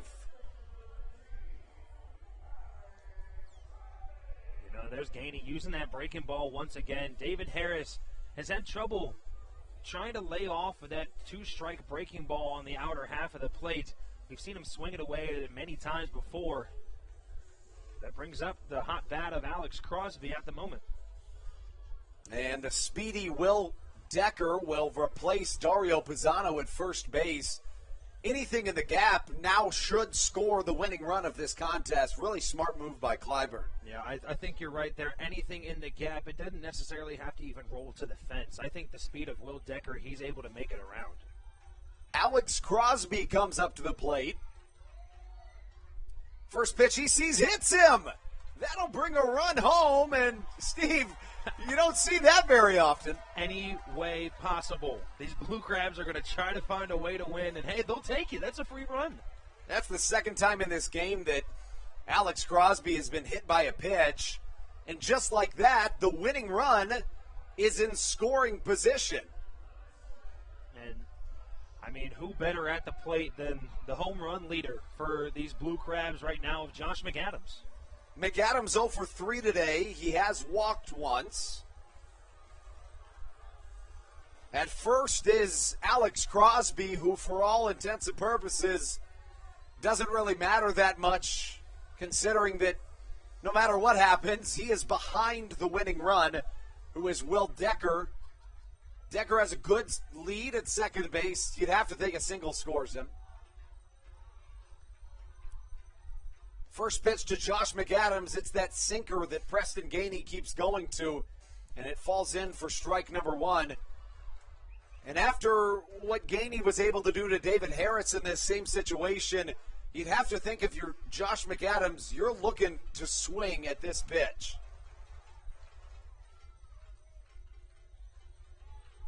Gainey, a deep breath. The pitch swung on and missed, and Southern Maryland down to their final strike here at Regency Furniture Stadium. And just like that, guess who's in the on-deck circle? I saw it earlier. I got a little excited about it, too. It's Matt Latos. Should we need it? Josh McAdams in an 0-2 hole. The Gainey pitch. Off the outer edge and smothered by the backstop. Stuart Levy as the count works to a ball and 2 strikes. So we've seen the same 3 pitches to the last 2 batters. It was sinker, curveball in the dirt. To Harris, Gainey went with a fastball high and away. We'll see what he does to McAdams.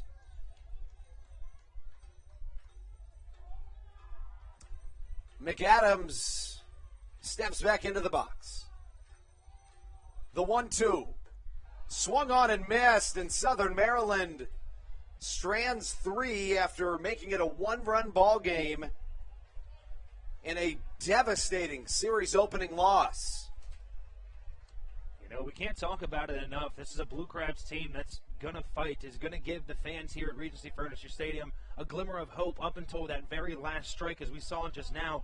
The crowd has stayed loud the entire time. They've been in this game. These boys have been trying their hardest to try to get these wins for these guys. They just weren't able to pull it out in the bottom of the ninth today.